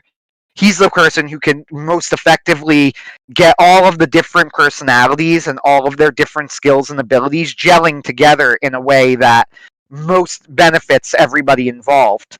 And it's a great moment of character development for Bigwig, who himself had wanted to be the Chief Rabbit, but showed himself to, in the end, be the bigger person when he realizes that, finally, in this climactic moment, that he might be the strongest rabbit, but 100% the person most suitable for being the Chief Rabbit is Hazel. And they just have this incredibly moving moment where Hazel is desperately searching for a way to save his friends from Woundwort and the Afrafin Warren's invasion of his warren. And he gives this prayer to like the rabbit savior Frith, when he's going, I don't care what you do to me, I don't care what happens, but please come up with some sort of way to save my friends. And it's just this unbelievably moving moment, and the dog. So it really sells that like a dog shows up at the end and kills Woundwort, and it would be a Deus Ex Machina, but in a weird way, like it is a Deus Ex Machina, but it's a set up Deus Ex Machina. Such a wonderful, wonderful book, and it's a very long book, and the movie shortens it significantly, but the movie is good in its own right. To go through a few more comments. Megabuster Shepherd says Hell Burrows intensify. Yes. Hell Burrows, good way of putting it. Tara Stevens says another dark thing about Disney is that Walt Disney lost his mom in a traumatic way as an adult, but that is supposedly why a lot of Disney characters are without a mom. Bambi, Belle, Ariel, etc. I could buy that. Yeah, that makes sense. By the way, Pax Romana never actually gave the link. You said this is the link April was talking about, but you never linked it. Yeah, I don't see it. It's literally the thing right ahead, right before that. I don't see it. Let me see. It's there. Live chat. It's not showing up for me, How Ken. dark is too dark for when talking about children's stuff? Well, it I depends pulled on up the a age. fantastic list of the top 20 films that will definitely traumatize your children. And it's got things like Coraline, Willy Wonka, The Chocolate Factory, Gremlins, Fantasia. But then it's but I've watched a lot of that. So Fantasia isn't even a children's movie, for that matter. It was not marketed that way, sold that way, nor is it one. Sure. I freaking love Fantasia. It's a great movie. It's a great movie. Wait, honestly, because it's the musical pieces with animation with it, right? Yep. Mm-hmm. Peter Wolf says YouTube might have deleted the link. Oh, maybe. Could have. You can only post it like admins. Oh, that makes sense. They don't want anybody to post naughty links. I might hang on. I think I'm technically still an admin for the channel. Do I? How am I not an admin, Anthony? I'm not an admin, and I'm one of the hosts. Fair enough. How about The Neverending Story? Have either of you two fetuses seen that movie? I've only seen the second one. Oh, nope. We had the Neverending Story 2. That was the only one I ever saw. Well, it's okay. It's okay. I want to read the book, actually. Have you seen the movie though, Anthony? No, I have not. Oh, okay. So that's the question though. How dark is too dark? So like for example, Mary May, I put it like 7 and up, just because like it can get kind of intense. There's a point where there's like a dinosaur that's like wounded and bleeding. There's a fair bit of darkness. But I mean, I wouldn't say it's too dark. I don't know. I mean, it's interesting too. Like the Demon Slayer movie, for example, that's out in theaters right now. I could be wrong, but I'm pretty sure it's rated R. It's also shonen, so it is marketed towards young boys. People in the 13 to 18-year-old range or so, maybe 10 to 18-year-old range. In Japan, right? But in America, this is an R-rated film. Right. And going by the show, I would imagine that, deservedly, because the show is incredibly bloody. Sure. So that it's an R-rated film that's an R-rated film in the States, and it's a shonen movie in Japan is kind of an interesting dichotomy. Well, help me out here, because I'm not Japanese. Is shonen for teenagers, or is it for just like children? I thought it was for teenagers. It's for young boys. So 12 to like 18 or so, maybe 10 to 18. Okay, that's fine, because I read Animorphs when I was like 8, and that's a super bloody book. Animorphs. Yeah, buddy. Oh yeah. I didn't ever read it, but there's eviscerations, there's decapitations. There's some gruesome scene. I remember the one book, the one where they introduce the Chi. Yeah. If you remember, this is I'm going off of memory here, but like Marco has his arms detached in battle. Yeah. Like his arms are ripped off. Yeah. And Maybe that was it's because we have a very sanitized society and like don't have to deal with a whole lot of like grittiness that right. we tend to be like, no, children, we can't show you these like hard things. Yeah, it's true. I don't know. We're They're protecting our kids, but we're really neutering them. oh gosh, wait, what is that one? Cautionary Tales for Children. Have you guys read that? I've not read it, but I've heard of it. no, I don't know. Let me see if I'm I can thinking of find it. Shock-Headed Peter right now. The German fairy tale about the guy about the barber that cuts off people's thumbs. Oh, I know nothing about that one. But that sounds very German to me. Yes. It really does, doesn't it? Yes. Shock-Headed Peter. So on this list also of movies that will traumatize you as kids, it lists Chitty Chitty Bang Bang because of the child catcher, a maniacal troll-like fellow who baits kids with free candy and ice creams and then puts them in a cage. Cautionary tale. See, that's the problem. Like, what's the line between being too dark and it being a proper cautionary tale? Fair. Okay, here I've got some cautionary tales. This one is Jim, who ran away from his nurse and was eaten by a lion. There was a boy whose name was Jim. His friends were very good to him. They gave him tea and cakes and jam and slices of delicious ham and chocolate with pink inside and little tricycles to ride, and read him stories through and through, and even took him to the zoo. But there it was, the dreadful fate befell him, which I now relate. You know, at least you ought to know, for I have often told you so, that children never are allowed to leave their nurse in a crowd. Now this was Jim's special foible? Special what? Special foible. I don't know. A foible. It's like weakness. He ran away when he was able, and on this inauspicious day. Inauspicious. Thank fateful. you. Mhm. Inauspicious day, he slipped his hand and ran away.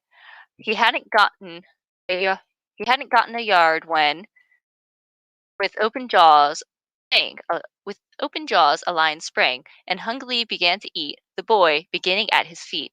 Ooh. Just imagine how it feels when first your toes and then your heels, and then by gradual degrees your shins and ankles, calves and knees are slowly eaten bit by bit.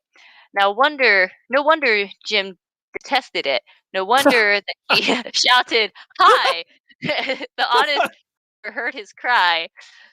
Though very fat, he almost ran. Oh my gosh. Though very fat, he almost ran to help the little gentleman. "Ponto!" he ordered as he came, for Ponto was the lion's name. "Ponto!" he cried, with angry frown. "Let go, sir!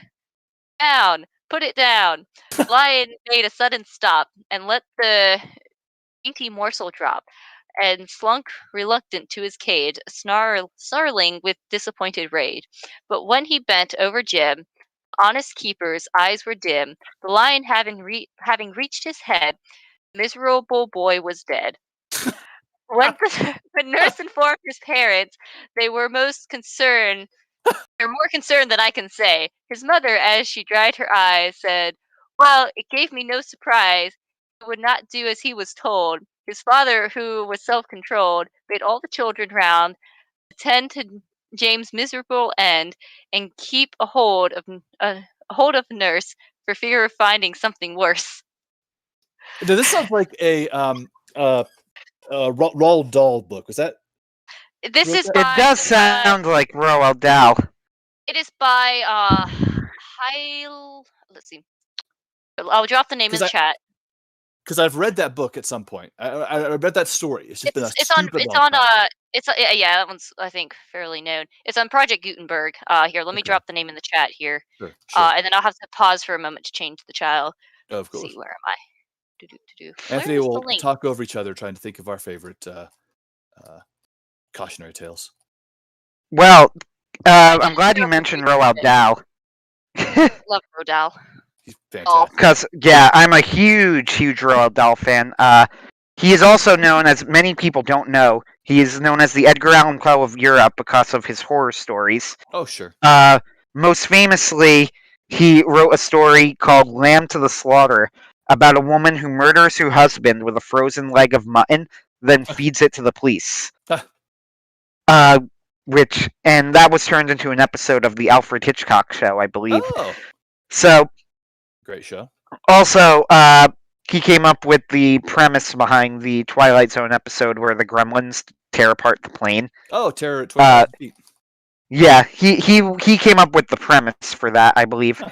But Nice. anyway, Roald Dahl has a book, The Witches. Yes. Do you know The Witches? Oh, I know. Have you ever read the book version of it, though? Because there was a No. movie that was made in the 90s. I have not So- read the book. And they just recently came out with a remake of the movie that I heard wasn't very good, so I've Yes, ignored I've it. But heard too. Yeah. which is unfortunate because one thing I never liked about the movie is that they could not stick to the ending, and I always thought, man, you wimped out on the ending. Because I'm gonna spoil it here. Here is how the book version of The Witches ends, and every time I read it, I cackle because I still can't believe he actually used this as the ending to the book. So the main character exposes the witches. Mhm. Right? He's been turned into a rat by the witches. Yes. And he manages to expose all of the riches in Norway and kill them, and it's a happy ending. But Yes. then he learned this is the end of the book.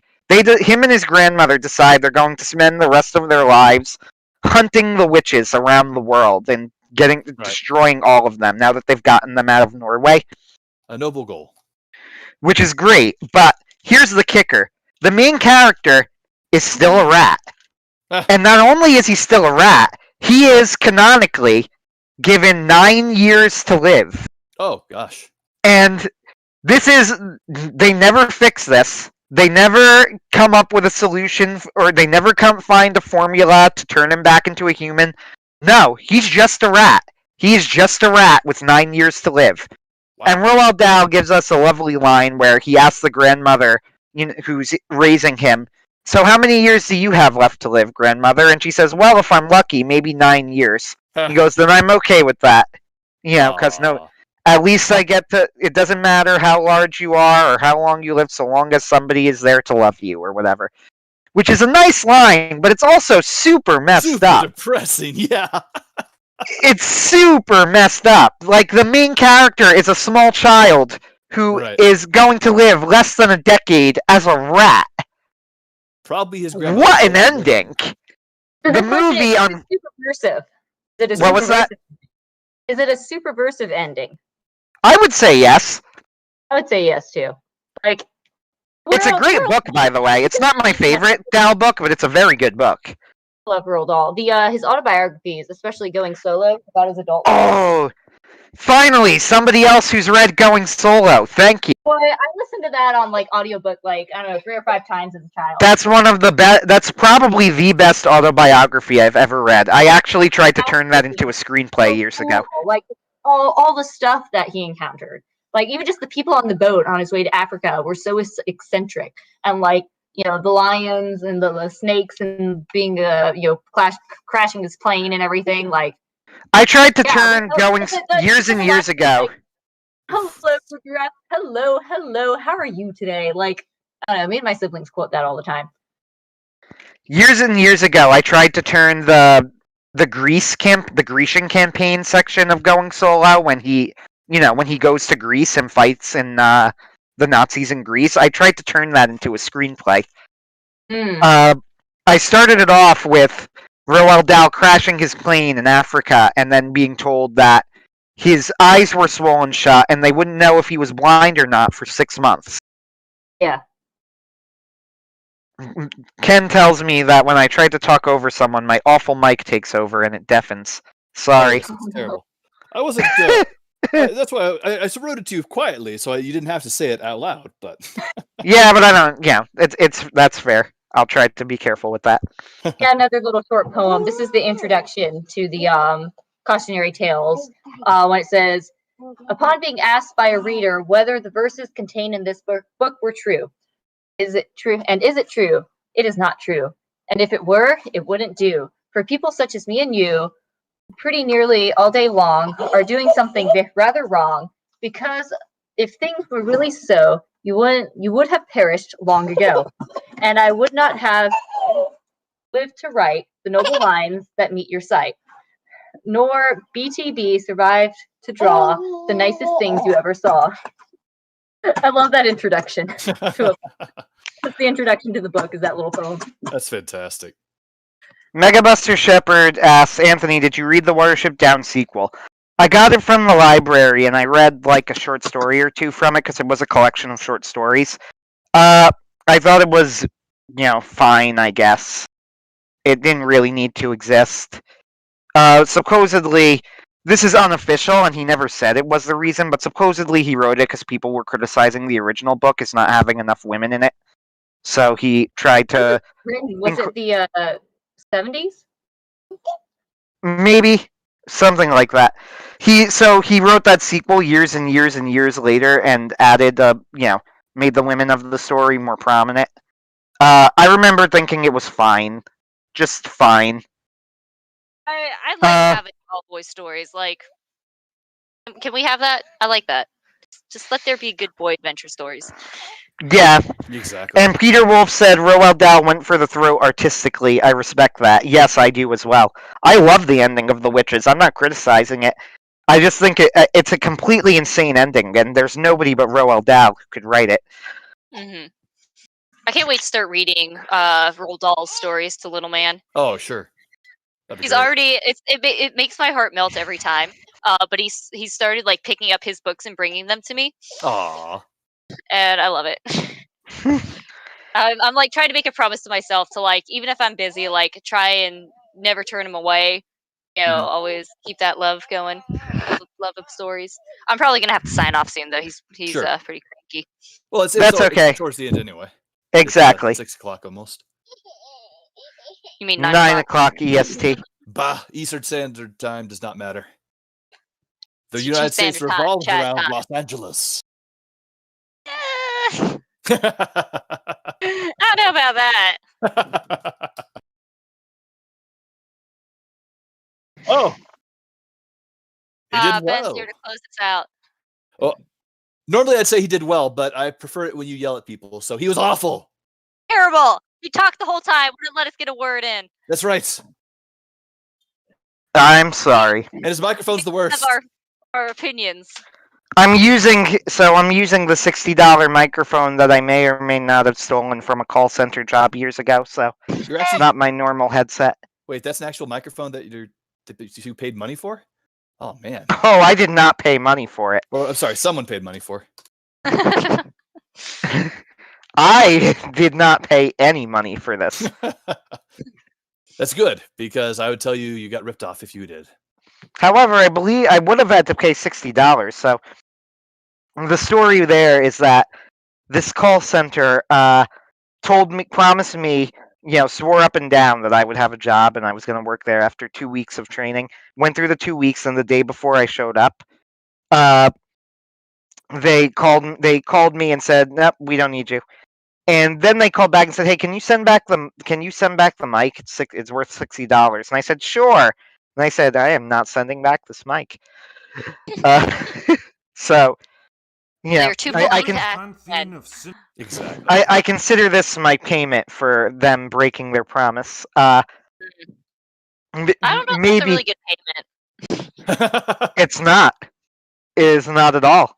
It's the But it also wasn't a very good job. Peter Wolf says you could get decent microphones off Amazon. I do have a decent mic now, but it takes me. I need to go to a table and hook it up and do setup with it. So I don't normally use it with the live stream.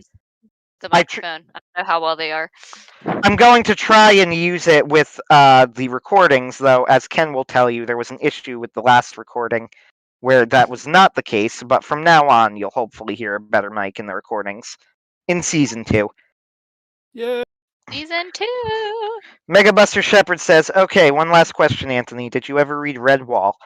No, but Ben has been praising... He just grabbed my hand and put a book in it. He just came up, grabbed my hand, and put a book in it. Like one of his little books. Fantastic. Look behind the door. Find a peekaboo friend. And then find some more.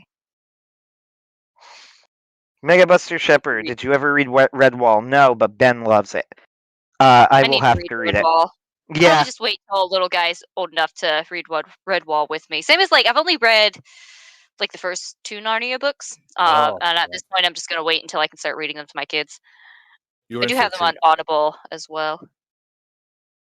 Series of Unfortunate Events. What about that in regards to love like that book. darkness, in children's fiction? Great It's still series. hilarious, man. Very It's still much hilarious. not Superversive. Yeah, But- yeah. Me and my friends used to play. My neighbors, we would play the Baudelaire game where I was Sunny, Daniel was Klaus, and Lauren was Violet, and we'd like get a backpack and throw like random blocks and books and like pieces of things to pretend we were inventing stuff. And so we were the Baudelaire children, would run around the neighborhood, fighting a pretend Olaf. Yeah, love that story. My sole Lots of exposure to fun. that comes from the Patrick Neil Harris web series. It's Which I wrote which is quite good. By the Ah, way, it's a good fantastic. adaptation. Ah, fantastic. Oh, really? Interesting. The the Netflix series of Unfortunate Events much better than the movie. Well, Oh gosh, I hated the movie. It was not a good The- movie.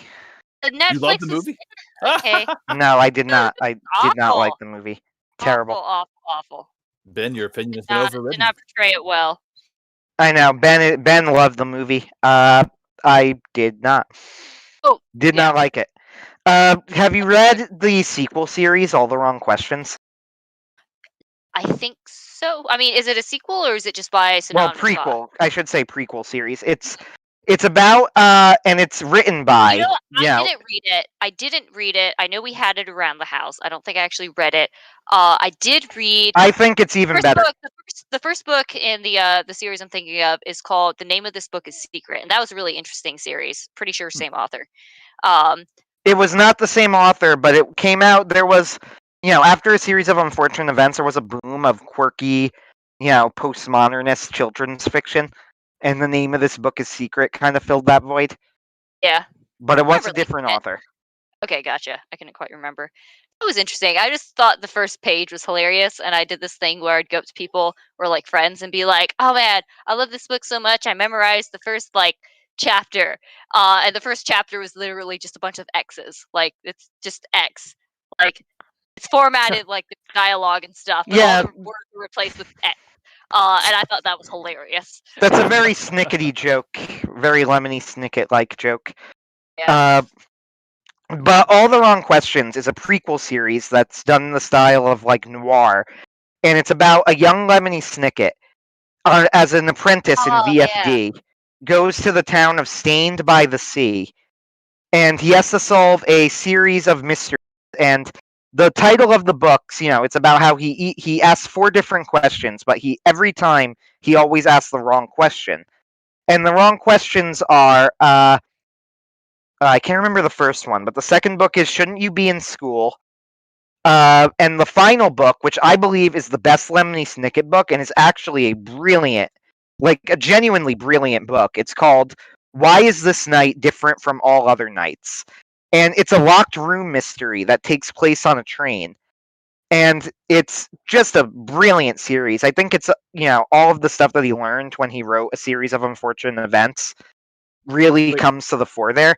And especially the noir style is a really, really good fit for Lemony Snicket. Mm-hmm. Which is a already- Jewish reference. That's a reference to It what is. the child asks during Passover.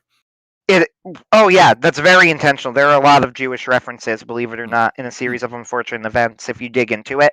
Hmm. Like I can't tell you off the top of my head, but I've seen like people make lists and things, and Daniel Handler, I believe, is Jewish. Oh, So okay. Why Is This Night Different from All Other Nights is definitely a Jewish reference. Makes sense. So the story is about in that book anyway. There's been this running plot line throughout the 4 books that his sister is trying to steal something from a museum and Lemony Snicket wants to help her, but he believes he can't leave the town of Stained by the Sea, and he's trying to stop the villainous Hangfire. And Kingfire is trying to genetically breed a sea monster called the Bombinating Beast, so that he can control it and use it to murder people. And it all sounds really bizarre because it is, but the genius of it is that Snicket sets all of this up very well in advance, and everything really does hang together beautifully. It works as a cohesive whole and as a mystery. It's very, very well done. I recommend it. It's not superversive. 100%. Lemony Snicket is never superversive. His philosophy is, in many ways, anti-superversive. But at the same time, I think it's a little bit more thoughtful than typical nonsense atheist materialism. So I would recommend it With hesitantly. caveats. Yeah, I would recommend it as a very good book, but if you're going to read it with your child. Don't just let them read it. Discuss it with them as you read it. Because it's very well done, and I think it's more thoughtful than nonsense atheistic materialism, but it's not superversive. So read it with your child if you do decide to read it. Discuss it with them, talk it over with them. Make sure that you understand what's being read and that you can explain things to them if they have questions and things like that. Odd question. Go ahead.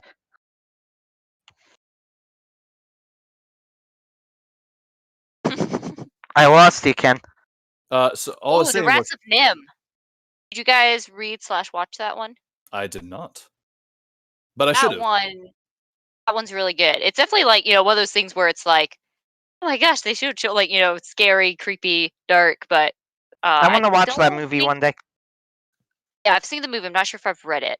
Maybe I think I listened to the audiobook. I like that one. Also, speaking of like reading things to your kids that are like darker, I'm pretty sure my dad read my younger brothers when they were still fairly young, out at like 8 and 9. Dante's Inferno. Oh, Or great! wait, no. I love it.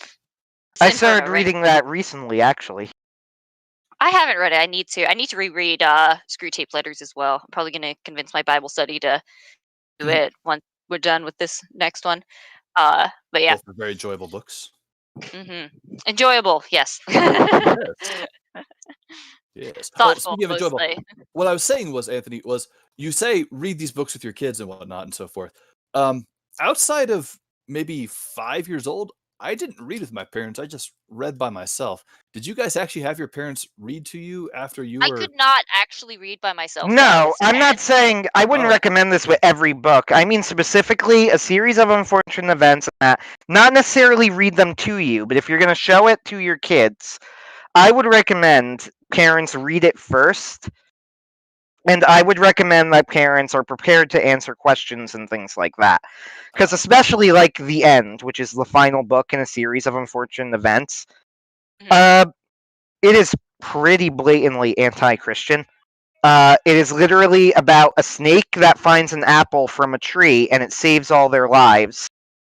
And everybody else takes a literal opiate that represents religion. I read it when I was like 12. I read that when I was 12, and that totally went over my head. I don't remember any of that. I did not like the book at the time. In retrospect, I actually appreciate it more because I think the ending was a little bit more nuanced than all of that. Because a series of unfortunate events is ultimately about the failure of every institution. But what makes it a little bit more, I think, mature than common atheistic materialism is that after giving its whole religion bad spiel, you think he's going to be like, and libraries and knowledge are good because they're saved by getting an apple brought to them. But then there's the kicker at the end when Count Olaf looks at them and says, "You're not the only one who could quote the words of our associates." And Olaf quotes a poem to them. And the message here being that Olaf was educated too. He also went to libraries. He also read books, and this is how he turns out. So, what's the solution? There is none. Exactly. That's the solution is there is no solution. The best we could do was our best, and sometimes that's not enough. And while I don't necessarily agree with that, I think that is definitely more nuanced than the typical answer, which would be, religion bad, education good. Reject God, return to monkey type thing. You know what I mean? Right. I do think that there is more more nuanced than that. Peter Wolf asks favorite C.S. Lewis work. Definitely The Great Googling Divorce. The Great Divorce. Paralandria. Ooh, that's a mine. good one. Good Love pick. that one. Hmm. I saw a So- live show version of The Great Divorce. I went and saw somebody did a one-man play version of The Great Divorce. It was fantastic. Talking I was about the reading youngest to your person. kids, I want to say, I recommend always reading to your kids, even if they're grown and out of the house. Like, I don't know, like, so they should be able to read on their own after a certain point. But I think, like, even when they've first started to learn to read, I think you should still be reading to them, like, kind of stuff above their level, just because it's beneficial. And like I'm trying to remember the word. Hang on. Ability to visualize and really grasp stories, and not just like, when they first learn to read and they're just focusing on this word, not getting the reading comprehension. Just continuing to read to your kids even after they've learned to read. I mean, it's fun. They can, their reading comprehension can grow because they're not having to worry about reading the words when they're still new to it, and just like get absorbed by the story. So just always read to your kids. I mean, so like Ken, you were saying you didn't. What'd you say? Like after you were 5, your parents didn't read to you? I think they still read to me. We still had Bible study together. We still read the Bible together and stuff like that. But it was more along the lines of I read voraciously by myself, so it wasn't really a. You were a fairly early reader, weren't you? Oh yeah, I started Yeah. reading when I was 4, and then I just kept going from there. Yeah, I think my oldest brother was like that. I was 10. I wanted to read. I just like my dyslexia. Yeah, I just was the kinda, same way. I slowed was me not an down early. for a while. I was not an So- early reader. I didn't learn how to read till first grade. See, but my mom has a story that I technically like wrote. Well, I told her it, and she wrote it down when I Yeah. was like 6. And even before I could properly read, I knew what letters were, and I just kind of came up with my own spelling and was writing stuff. So like I like to say, like, I was writing before I could. I was actually writing read or before I could write. read. That's Yeah. fantastic. Basically. And even now I like to say, like, I'm not that great at reading or writing. I'm just like, I just know how to tell a story, and then I buff it all out in post. I'm just saying, I'm Fiction just and like, post, just always my read, favorite always read phrase. to your kids. Just like, have a good novel that you read together, regularly, or even like, I guess you could listen to audiobooks, but read together. Just read together, everyone. Let's do it. It's good times. Honestly, that sounds like a really great ending message since it's already 6. Mm-hmm. 9, Ken. 9. Whatever. You in that useless nonsense time zone. It's what it is now. What is it? 10 a.m. on a Monday in Japan right now. Oh, those Japanese. They must envy us. Those time travelers. That's right. Time travel's real. They know the future. And they're really depressed by it. Hence all I the forgot weird Ben was Japanese here. anime. I keep forgetting that too. Ben, how is your whatever? I thought we were ending. I had the perfect ending note. Now you guys are still talking. Oh, No, yeah, you're right. Sorry. Till next time. Till next time. Last word from me.